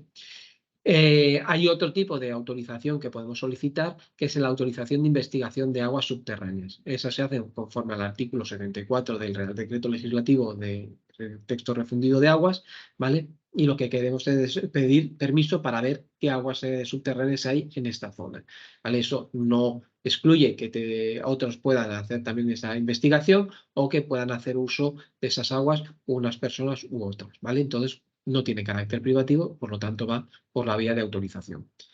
En cambio, si nos encontramos que sí va a ser un uso privativo de esas aguas, es decir, si lo utilizo yo no lo puede utilizar cualquier otro, hablamos de concesiones administrativas. ¿Qué tipos de concesiones administrativas vamos a solicitar? Bueno, pues normalmente la concesión de aguas subterráneas para el abastecimiento, normalmente si es para una población, se hace a través del artículo 123 del decreto 849 del 86. Si es para una urbanización aislada, tenemos que irnos al artículo, también al mismo artículo 123. Si es para el aguas de riego, lo hacemos por el artículo 184. Y si es para el uso de aguas industriales, por el artículo 186. Cada una de estas concesiones pues, tiene una serie de requisitos y de condiciones distintas que vienen identificadas en los artículos que acabamos de mencionar, ¿vale? Otro tipo de concesión pues son las concesiones de agua subterránea de escasa importancia, ¿vale? Eso se hace a través de los artículos 186 y 130 del Real Decreto 849. Y bueno, pues otro de los tipos de concesiones pues, es la concesión de aguas superficiales, es decir, de los cursos de río. como anteriormente, bueno, pues si estábamos hablando para un abastecimiento para una población, lo hacemos a través del artículo 122, si es para los riegos es el 104, el 128 y el 130, y si hacemos de aguas industriales o que vamos a hacer un uso de aguas acuícolas, pues nos vamos al artículo 104 y al artículo 122, ¿vale? Otro tipo de concesión son las de las aguas regeneradas. Aquí, si se fijan ustedes, hablamos de concesión, pero también hablamos de autorización. Si tú ya tienes autorización de vertido o eres el responsable de esa depuradora, bueno, pues lo que haces es una solicitud de autorización. Pero si tú lo que quieres es utilizar un agua que en teoría va a vertido, lo que se te hace es una concesión de esas aguas porque le vas a dar un nuevo uso, es decir, va a ser privativo para otro uso, ¿no? Entonces, digamos que si eres, el ejemplo típico es que si tenemos una depuradora de aguas residuales de un municipio y queremos utilizar esas aguas para regar o baldear las calles, pues no solo nos vale con autorización, pero si queremos utilizar esas aguas para regar un campo de golf, requerimos de una concesión, ¿vale? Bueno, esos serían los tipos de autorizaciones que podemos ver. Nos quedaría un último tipo, que sería la solicitud de aprovechamiento conforme al artículo 54 de la Ley de Aguas, que es que en aquellos tipos de aguas subterráneas o superficiales con una cantidad anual inferior a 7.000 metros cúbicos al año, y siempre que no se puedan utilizar, se vayan a sacar esas aguas de los linderos de esa finca, podemos hacer esa solicitud de aprovechamiento, ¿vale? Con esas condiciones, no pasarse de los 7.000 metros cúbicos al año y que ese agua vaya a ser utilizada dentro de esa parcela donde se encuentra esa solicitud que vamos a hacer, ya sea de aguas subterráneas o de aguas superficiales pluviales, ¿vale? Bueno, eh, al final, bueno, pues al final aquí lo que tratamos de ver también pues son las distintas consideraciones que se tienen de las captaciones de agua y también de los vertidos. Hablamos un poco de lo que es cómo se adquiere ese derecho privativo, como pues todo hace falta, todo hace referencia pues, al artículo 52 de la ley de la ley de profundidad de aguas, ¿vale? Eh, Existen dos formas para adquirir ese derecho al agua, que bueno, es conforme a la disposición del artículo 54, pero también a través de la concesión administrativa del artículo 59, es decir, el artículo 54, pero también a través del artículo 59 para el uso de las aguas, ¿vale? Bueno, el artículo 54 es lo que hemos visto anteriormente, es decir, las aguas que tú solicitas dentro de una finca, que vas a captar dentro de una finca, ya sean superficiales o que se encuentren dentro de la masa de agua, y la condición es que no las puedes sacar de esa finca y no puedes sobrepasar los 7.000 metros cúbicos al año, ¿vale? A otro de los limitantes que este acuífero no haya sido declarado como sobreexplotado.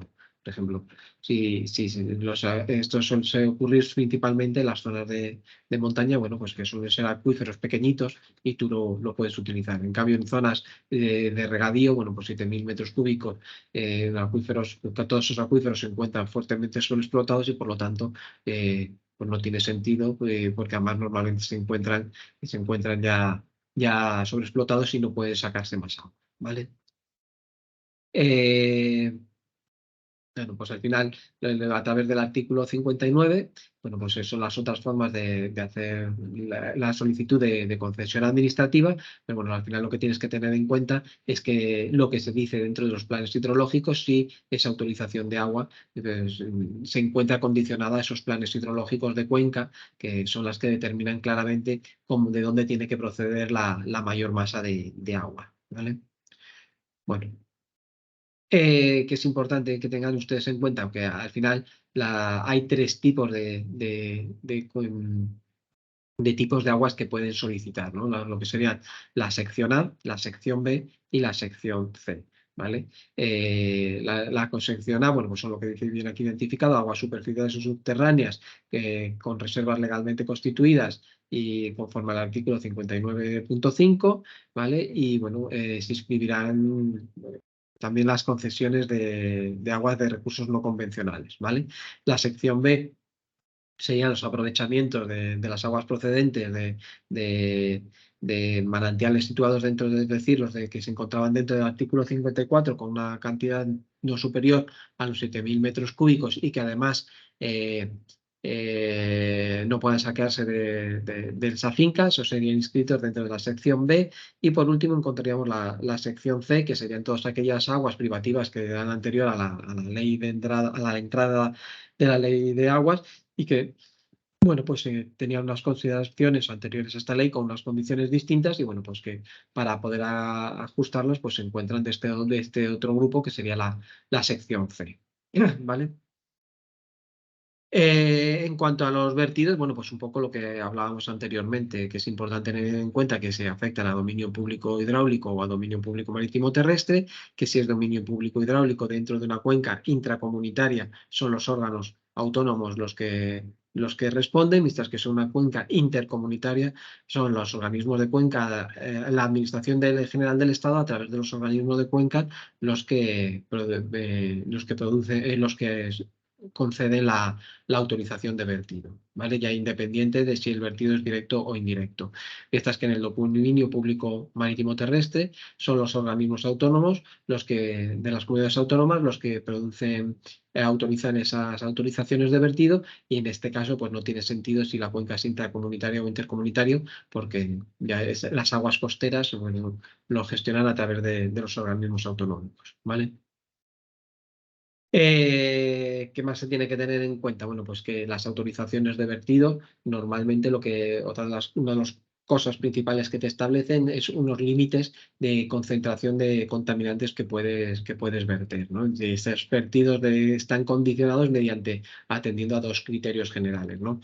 Por un lado, las características de las aguas residuales, es decir, qué tipo de origen tiene, si son aguas industriales, si son aguas urbanas, dependiendo del tipo de características de las aguas que existen, de las capacidades de tratamiento que existen, pues así se te establecen las calidades que puedes ver, las calidades de ese agua que puedes verter.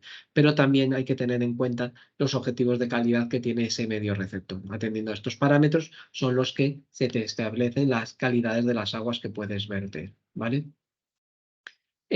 Pero además, bueno, lo que se establece, otra de las cosas que se tienen que establecer es el pago de un canon o de una tasa de vertido, dependiendo de si estamos hablando en el dominio público hidráulico, hablamos de un canon de vertido, mientras que si hablamos de un dominio público marítimo terrestre, pues son unas tasas.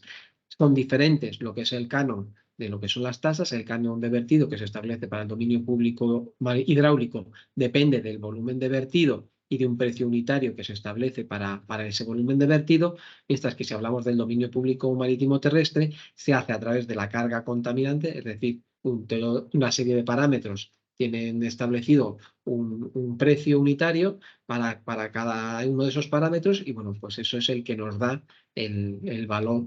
El sumatorio de todas esas cargas de vertido son los que nos dan lo que es el pago de ese canon de vertido, de esas tasas de vertido. ¿Vale? Bueno, nos estamos ya acercando al último punto que queríamos ver, que serían los principales tipos de plantas de tratamiento de aguas residuales, ¿vale? Es importante que tengan ustedes en cuenta que se ha establecido pues, esta estructura típica de una planta de tratamiento de aguas urbanas, ¿vale? Aunque es muy similar a las aguas industriales. Lo que pasa es que algunas de esas partes pues, se pueden encontrar con un desarrollo mayor que otros, ¿vale? En todo caso, las estaciones depuradoras de aguas residuales cuentan con dos líneas, como se ven aquí, una que va a tratar lo que son las aguas y por otro lado vamos a tratar los lodos que se van a ir generando en todas estas aguas. Si recuerdan, la mayor parte de las aguas urbanas, la mayor concentración es de agua, ¿vale? Es una masa, recuerden, en torno al 99% era agua, mientras que solo un 1% era lo que se conocía, estaba en forma sólida. De cada uno de estos también tratamientos de las aguas, pues se van generando unos sólidos que van formando unos lodos, ¿vale? Entonces, dentro de la línea de agua, lo que encontramos son estos puntos de tratamiento que tienen aquí identificados. pretratamiento, un tratamiento primario, un tratamiento secundario y en ciertas ocasiones hacemos un tratamiento terciario. Muchas veces este tratamiento terciario es equiparable o equivalente a una estación regeneradora de aguas, ¿vale? Mientras que los lodos, es decir, los sólidos que se van generando, van por otra línea, ¿vale? Dependiendo de dónde se vayan hablando, pues hablamos de lodos primarios o de lodos secundarios, ¿vale? Pero al final lo que se le hace es un tratamiento similar. Lo que se va tratando es de ir concentrando y sacando la mayor concentración de parte de agua y lo que los procesos de tratamiento son los que tienen aquí identificados. El espesamiento, la estabilización, el acondicionamiento y por último la deshidratación de la mayor parte del agua, ¿vale? Bueno, esto en forma gráfica pues puede verse aquí. Nos llega el agua, ¿vale? Se le hace un pretratamiento. Aquí no hay la generación de unos lodos como tal, pero sí la generación pues de arenas, de otros tipos de residuos, de papel. Bueno, pues sí hay, no hay un lodo como tal, pero sí hay una salida de ciertos contaminantes. En el tratamiento primario sí hay una salida de lodos, ¿vale? Que va a un espesamiento. La línea de agua continúa al tratamiento secundario, donde sí vuelve a haber una salida de lodos, los lodos secundarios, ¿vale? Y del tratamiento secundario, pues como hemos dicho, puede ir al tratamiento terciario, que puede ser o no, este tercer paso, y por último ya se encontrarían las aguas depuradas y podrían ir a vertido, ¿vale? Los lodos, tanto primarios como secundarios, pueden ir a un proceso conjunto de estabilización, a un acondicionado y a una deshidratación conjunto, ¿vale? Entonces al final encontramos una masa de lodos que sí pueden ser gestionados o como residuos o como enmienda orgánica, dependiendo, ¿vale? En la línea de agua, todos estos tratamientos primarios, secundarios y terciarios pueden ajustarse a tres tipos o a tres categorías típicas. Por un lado, a procedimientos físicos, a procedimientos químicos y a procedimientos biológicos. Cada uno de ellos se pueden desarrollar en distintos momentos de esta línea de tratamiento de agua, como pueden verse aquí. Los tratamientos físicos principalmente suelen hacerse en los tratamientos primarios, ¿vale? Y se pueden encontrar en estos que ven aquí identificados, un pozo de gruesos, es decir, que se va donde sería una especie de arquetón donde va cayendo todas aquellas partes grandes, piedras, tierras, arenas, pues van precipitando ahí y luego, bueno, pues hay una serie de rejas o tamices que lo que van haciendo es un cribado que no dejan pasar el agua, pero se van quedando ciertas sustancias, sobre todo papel, trozos de plástico, pues se van quedando en esas partes, ¿vale? Otro de los tipos de tratamiento físico es el desarenado, ya hay muchas formas, hay uno de flujo horizontal, es decir, que va pasando el agua muy despacito y entonces las arenas por procedimiento de sedimentación normal pues van quedando caídos, pero también hay otros procesos por la aplicación de aires, que lo que va haciendo es generar un movimiento dentro de la masa de agua y que acaba haciendo que precipiten todas esas arenas. Bueno, pues otro tipo de tratamiento pues son las de decantación, que son grandes depósitos de agua en el que, bueno, pues por física o por la aplicación de otros químicos van precipitando y cayendo las partes sólidas y se van acumulando en la parte baja de los tratamientos. Y bueno, pues luego hay otra parte que por la adición de ciertas sustancias que lo que hacen es que esos componentes vayan flotando y puedan ser separados en la parte superior del tanque, ¿vale? En cuanto a los tratamientos químicos, lo que se trata es de añadir un producto químico que lo que va haciendo es que cambie la composición o que vaya cambiando las características de los contaminantes y pues que vayan haciendo que o se precipiten o se queden que vayan o floten a la superficie, ¿vale? Los principales tipos pues son la coagulación y la floculación, la neutralización, la oxidación-reducción, la precipitación y la desinfección, ¿vale? Por último, tendríamos los tratamientos biológicos. Esto, bueno, es un proceso que lo que trata es de generar las condiciones para que los microorganismos que ocurren de forma natural en los procesos de autodepuración de los ríos, pues puedan actuar y lo que se va haciendo es, pues, es un consumo de la materia orgánica que tiene esa masa de agua, ¿vale? Los principales tipos de tratamientos biológicos son los que tienen aquí identificados, que serían los tratamientos biológicos activos, que serían principalmente los lodos activos, los filtros percoladores y la digestión anaerobia, pero también hablamos de los tratamientos biológicos pasivos o de bajo coste, que serían pues, la presencia de lagunaje, lagunas de oxidación, biodiscos o contactores rotativos, los lechos de turba y los filtros verdes. Todos ellos, la fuerza productora de la depuración pues, se hace a través de la presencia de microorganismos, ¿vale? Como les comentaba anteriormente, no todos estos procesos se utilizan en las 4 partes identificadas de pretratamiento, tratamiento primario, tratamiento secundario y tratamiento terciario. Como ven, los tratamientos físicos se centran principalmente en el pretratamiento, parte en el tratamiento primario y también a veces que en el tratamiento terciario.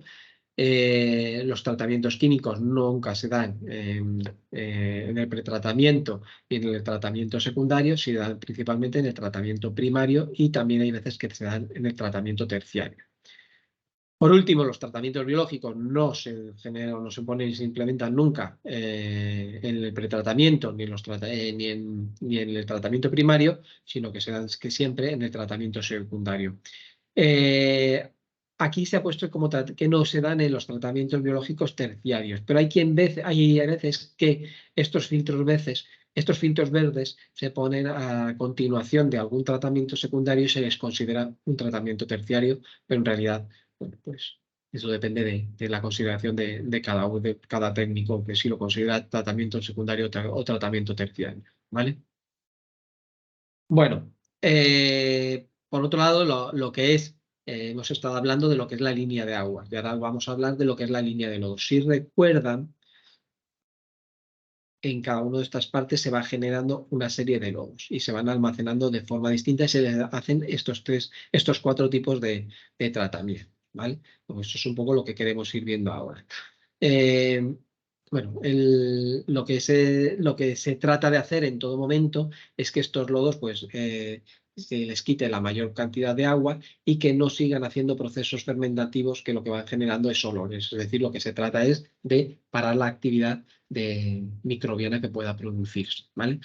¿De qué dependen estos lodos? Bueno, pues depende de la naturaleza, principalmente de la naturaleza del agua que se vaya a tratar, pero también de los procesos de depuración, ¿vale? Todos estos, como decíamos, estos lodos bueno, se generan principalmente en el decantador primario y en el decantador secundario y bueno, pues provienen del origen físico que se les está haciendo en esos tratamientos primarios y secundarios, ¿vale? Son distintos estos lodos. Los lodos primarios suelen ser partículas más o menos gruesas, mientras que los lodos secundarios suelen ser partículas mucho más finas y mucho más disueltas, ¿vale? Pues todos aquí, estas partículas, estos lodos secundarios son donde se encuentran los procesos de mayor fermentación y los que generan principalmente los procesos de olores, ¿vale? Entonces, bueno, en todos esos casos, como he dicho, lo que se trata de ir haciendo es primero concentrar estos lodos, se les va espesando y luego se les hace una estabilización que lo que trata es de ir eliminando todo este proceso de reacciones metabólicas y para luego acondicionarlos, es decir, colocarlos de la forma más adecuada para producir una deshidratación. Esa deshidratación lo que se trata es de quitarles toda la carga de agua porque, bueno, ese agua pues lo que hace es dificultar o su gestión o su manejo de estos lodos, por lo cual en cuanto hay que tratar de reducir al máximo la presencia de esta agua. Hay muchas técnicas de deshidratación por la aplicación de calor, por la aplicación de gas de secado y todo. Y bueno, al final lo que van buscando es encontrar pues, un material más o menos sólido, más o menos aglomerado que pueda ser gestionado de forma general, ¿vale? Bueno. De aquí lo que quiere pues es otro esquema, lo que se trata es de ver cómo dentro de la línea de aguas, bueno, pues los objetivos que tiene cada una de las partes, el pretratamiento, eliminación de sólidos y de gruesos y de arenas y grasas y las distintas operaciones que se les pueda ver. Como ven, son todos procesos físicos. El tratamiento secundario, el objetivo principal es la eliminación de la materia sedimentable y flotante, ¿vale? Y los procesos de tratamiento son la recanthación primaria y los tratamientos físico-químicos de floculación y coagulación. Es una mezcla normalmente de procesos físicos y químicos.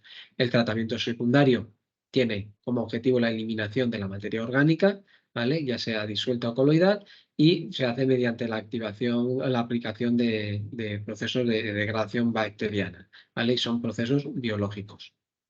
Por último, el tratamiento terciario lo que tiene es búsqueda de una agua de mejor calidad. Lo que se va eliminando es todos los sólidos suspendidos, la materia orgánica que pueda haber y la presencia de nitrógeno y fósforo o patógenos, ¿vale? Con lo cual, las operaciones que se hacen es floculación, filtración, eliminación de nitrógeno-fósforo o la desinfección.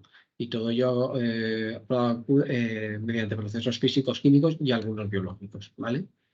En las líneas de lodos, pues como decíamos antes, el espesamiento lo que tiene como objetivo concentrar la presencia de sólidos, se hace mediante operaciones de espesado por gravedad o por flotación y eliminación por la parte superior y centrifugado o centrifugado. Son todos procesos físicos. El objetivo de la estabilización es eliminar la fracción biodegradable, es decir, aquella que puede, que puede producir principalmente metabolismo y oxidación, ¿vale? Y bueno, por lo que se trata es de hacer una estabilización anaeróbica o una estabilización química. El acondicionamiento, de lo que decíamos anteriormente, es hacer una serie de procesos que favorezcan que estos lodos ya se encuentran estabilizados tengan la mejor opción para pasar a la deshidratación. Entonces, normalmente lo que se le hace es añadir un floculante para ir separando la medida posible el agua. Son todos procesos químicos. Y por último, la deshidratación, bueno, pues la reducción hasta lo máximo posible de la presencia de agua dentro de los lodos. Y bueno, pues existen muchas formas de hacer esta deshidratación, normalmente mediante secado mecánico, secado térmico o mediante eras de secado, ¿vale? Son todos procesos físicos, ¿vale? Y bueno, esto era un poco todo lo que teníamos previsto ver. No sé si tienen alguna duda, algo que quieran que veamos.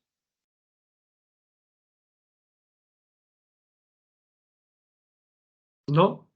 Bueno, pues a modo de resumen, como solemos hacer, un resumen de qué es lo que se quiere ver dentro de este tema, pues que tengan conocimientos de que el materia de agua es muy compleja porque tiene que hacer frente a todo el ciclo de uso de ese agua, todo ese ciclo desde que lo captamos hasta que lo vertemos y todos los usos que vayamos haciendo medio. Es compleja porque dependiendo de dónde se encuentre ese agua, podemos hablar de dominio público marítimo terrestre o de dominio público hidráulico, con condicionantes distintos. Es distinto porque dependiendo dentro de dónde se produzca, es donde se encuentre ese agua dentro del territorio, pues tiene unos condicionantes distintos, derivado de las distintas cuencas, que dentro de las cuencas podemos encontrarlas de intracomunitarias o intercomunitarias, que pasen por una única comunidad o que esa cuenca hidrográfica afecte a dos o más comunidades autónomas que resuelven distintos organismos. En la intercomunitaria resuelve la Administración General del Estado a través de los organismos de cuenca, mientras que en las intercomunitarias resuelven las propias comunidades autónomas, que para hacer uso de las aguas pues, tenemos que tener en cuenta si es un uso privativo o no es un uso privativo de esas aguas. Si es un uso privativo estamos hablando de concesiones, si estamos hablando de uso no privativo estamos hablando de autorizaciones. Bueno, que es muy importante que a la hora de gestionar nuestra instalación tengamos en cuenta que la mejor herramienta que disponemos es hacer una ecoauditoría hídrica, una auditoría hídrica en el que veamos cuál es nuestro estado de la situación de la gestión de las aguas y que vamos a ir tratando desde la gestión documental, las instalaciones en sí, el consumo que vamos haciendo de esas aguas, de cómo hacemos ese vertido y finalmente se establece un plan en el que vamos viendo los distintos puntos que podemos ir mejorando de nuestra instalación. ¿Vale? Que estas ecoauditorías lo que también se tienen que ir es en concordancia con los planes de gestión de ese agua. Y bueno, ¿qué más? Por último, así importante, ver que los vertidos tienen impacto sobre lo que es el medio ambiente a través de lo que serían los procesos de contaminación de lo que es el propio medio ambiente, pero también a través de la contaminación o de la afección a las distintas cadenas tróficas por procesos de bioacumulación y biomagnificación, y que incluso esos procesos pueden acabar afectándonos a las personas, ¿no? A la salud de las personas, que las plantas de tratamiento, que la gestión de este agua también puede tener consecuencias no solo para el medio ambiente, sino también para la salud de las personas, ya que en este se pone dentro de los residuos que se generan o dentro de estas aguas residuales encontramos patógenos que afectan a nuestra salud, y que bueno, en estas plantas de tratamiento de aguas residuales se encuentran por un lado los patógenos, pero también los productos que utilizamos para tratar estos patógenos, con lo cual pueden generar procesos de resistencias. Y por último, bueno, hemos dedicado una parte a lo que es las plantas de tratamiento de aguas residuales urbanas, principalmente como ejemplo, pero bueno, que nos vale para cualquiera de ellas. Y bueno, hemos visto las distintas partes, qué es lo que se pretende hacer con cada una de estas partes y qué procesos se encuentran implicados. ¿Qué más? ¿Qué más nos queda? Creo que ya nada. Bueno, los distintos tipos de contaminantes que se producen con los distintos tipos de vertido, y sería un poco todo lo que es el grueso de este bloque. Así que bueno, por mi parte, si no hay ninguna duda, pues nada más. Pues Jorge, si nadie tiene ninguna duda ni ninguna pregunta, pues nos vemos en la siguiente tutoría. De todas formas, saben que tienen los foros para poder preguntar en cualquier momento, y si no también, pues la siguiente tutoría antes de comenzarla, que realicen la pregunta que necesiten, ¿vale? Así que nada, que tengáis un buen día. Muchísimas gracias a todos y todas por participar, y sobre todo a ti, Jorge. Muchas gracias. Nos vemos en la próxima. Nos vemos la próxima, sí.